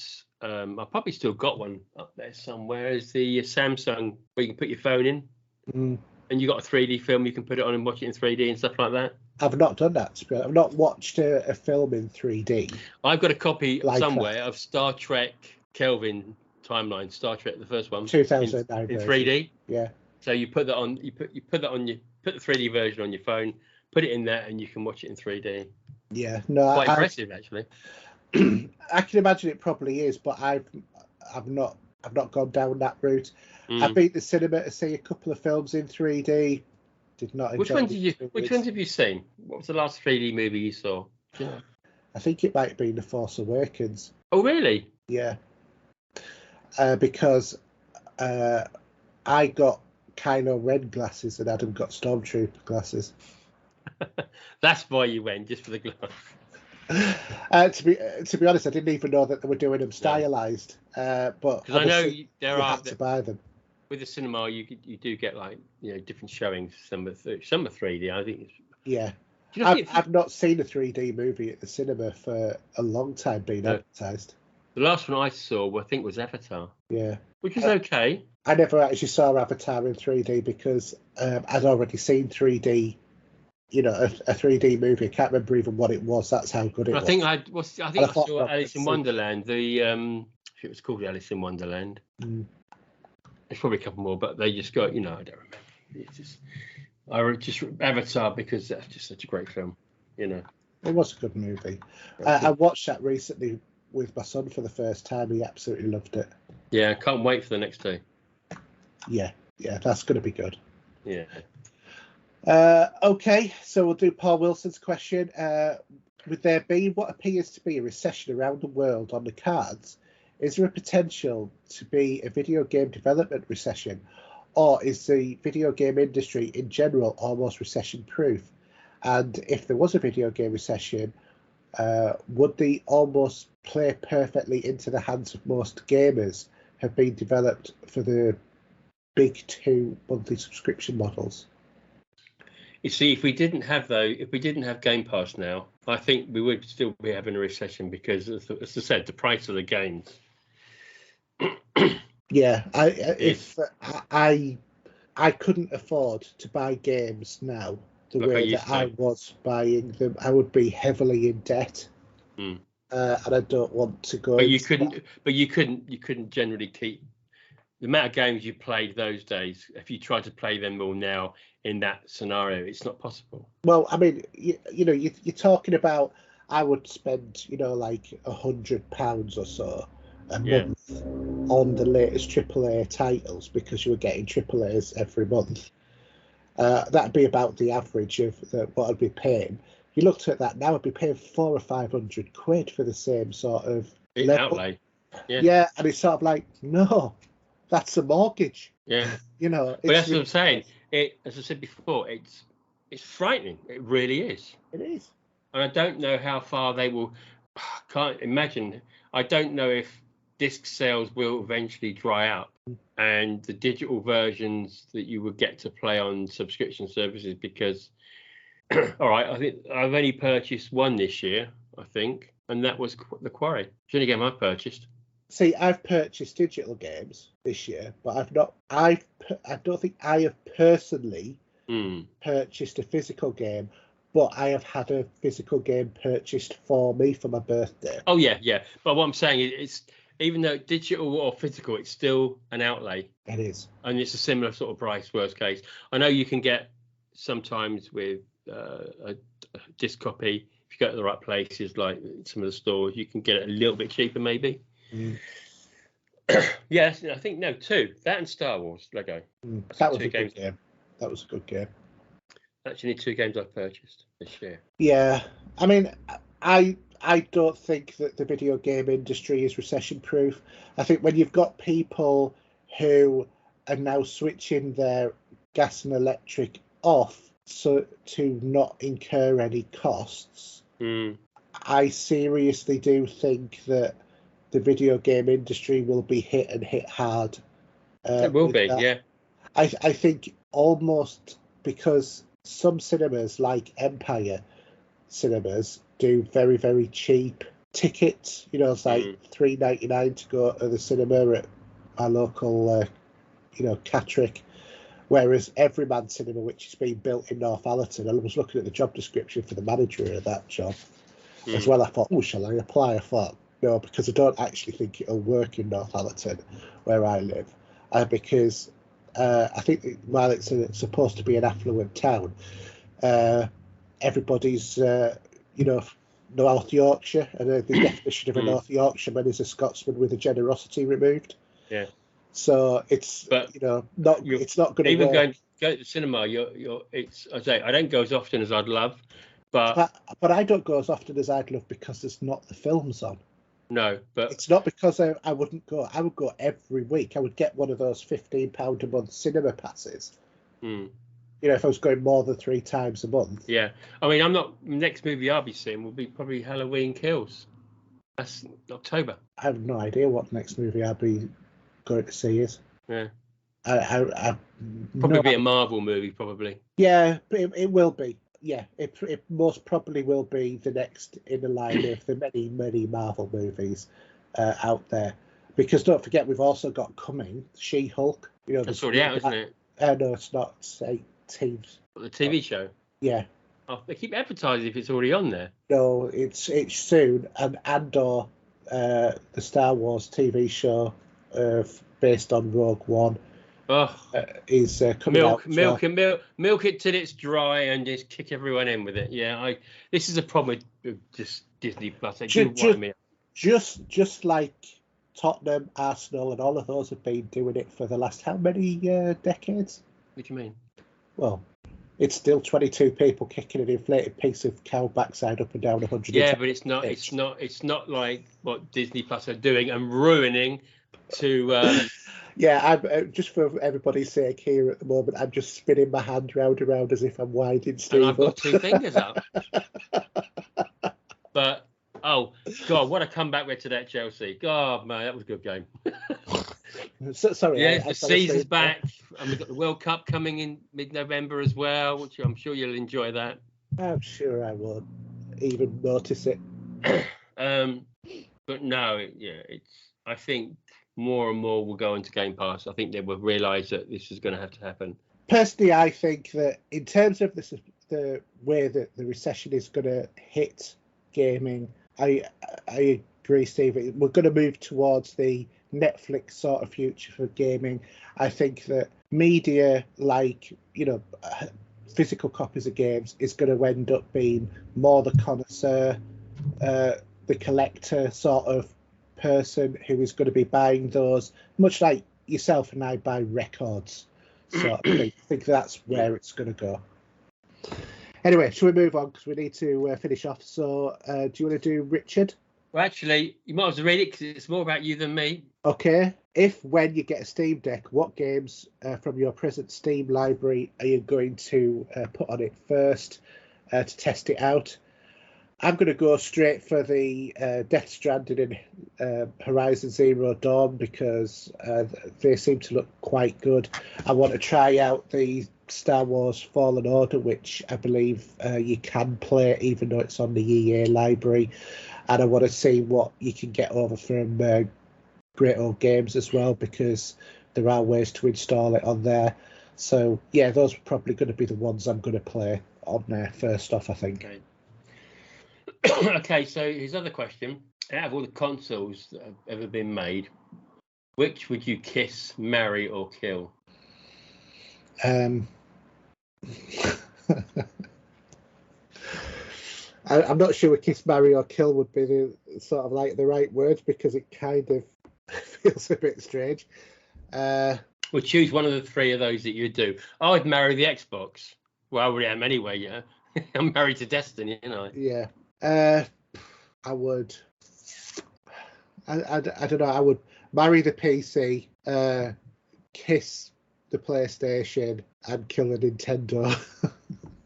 Oh, controversial. Oh, wow. Well, you. Yeah, well, to be quite honest, I'm really not that bothered about Mario and stuff like that. It was. I'd kiss the PlayStation. I'd kill nothing. There you go. No, you have to kill something. That's the whole point of the game. All right. So, come on, say it. You'd kill a Nintendo the same as I would. An Amiga 500. There you go. That's it. We are no longer friends. I haven't got my Amiga anymore, but yeah. Anyway. I have. I still have mine. Yeah. Right. Okay, so Jason 2. Has there ever been a console or a piece of tech that you regret parting with? I foolishly saw my Pokemon Go themed Game Boy Color when I upgraded to the Game Boy Advance, a mistake I think about often. Piece of tech you might regret parting with? Yeah. Probably my original PlayStation. I'd like to still have that sitting around. I know you can get stupid little versions or whatever, but you can probably pick one up really cheap anyway if you've got a TV that you can plug it into. I'm going to say PlayStation, my original PlayStation as well, because I sold my original PlayStation for to my PlayStation 2 probably. No, to buy a PC actually. Oh, okay. And all of the games I had with it, I had about 20 or 30 games. Sold it to my mate for about 400 quid. Because it was worth over 1,000, but sold a bit for that. I like original N-Gage and stuff like that as well. Lots of controllers, and bought a PC, and then ended up buying a PlayStation back, but I got the PS1 instead of the original, and I bought all the same games back as well. It cost me a fortune. Yeah, I can guess it. I can imagine. So, Scott Kidd then, yeah? Yeah. Favourite Marvel or DC character and why? Favourite Marvel / DC. Say either or, whatever you want to pick. Can be either. unless you want both. But I would say in terms of Marvel, always used to be Spider-Man, but I feel like now I should say something more like Doctor Strange. And DC always been Batman. Marvel, well, I think I would still say Spider-Man because it's either going to be either that or the Hulk, because both of those characters I grew up with as a kid, as much as the TV shows that were spawned from it. Yeah, I mean, so did I, but I always used to read the Doctor Strange comics as well. No, I read a few Marvel back in the day, but I think I remember probably even reading Spider-Man more even than the Hulk. But DC character is always going to be Batman for me. Superman might slag a little bit behind maybe, but yeah. Yeah, I mean, I would find it hard push to be between Doctor Strange, Spider-Man, and Iron Man as the main ones for me. If you ask me that tomorrow, I'll answer it differently. Of course you will. But it'd be one of those three. Yeah. Anyway, we've come to the end of another show. Thank God for that, because we're about to melt. So, Steve, do you want to give your... Yes, so Twitter at Steve07. The same for my Xbox console gamer tag, and the PlayStation is the real Steve07. I do put it on occasionally, and a couple of friend pops up with requests on there. Bit of scammers as do it as well, unfortunately. Okay. And my YouTube channel is the Vinyl Cues. And for me, it's HERJ UK on PSN, Xbox Live, Steam, Twitter, everything apart from Epic, which is Pop Culture Gamers. Don't forget you can follow the show on youtube.com/Pop Culture Gamers. Our Twitter is Pop Culture Gamer. We have a Facebook group. We have a Facebook page. You can email podcast@popculturegamers.co.uk and our website anchor.fm/popculturegamers. And that's it. It's another show all done. And it's a sweaty Betty sort of. Yeah. Good night from me. And a sweaty good night from him. Right. Good night.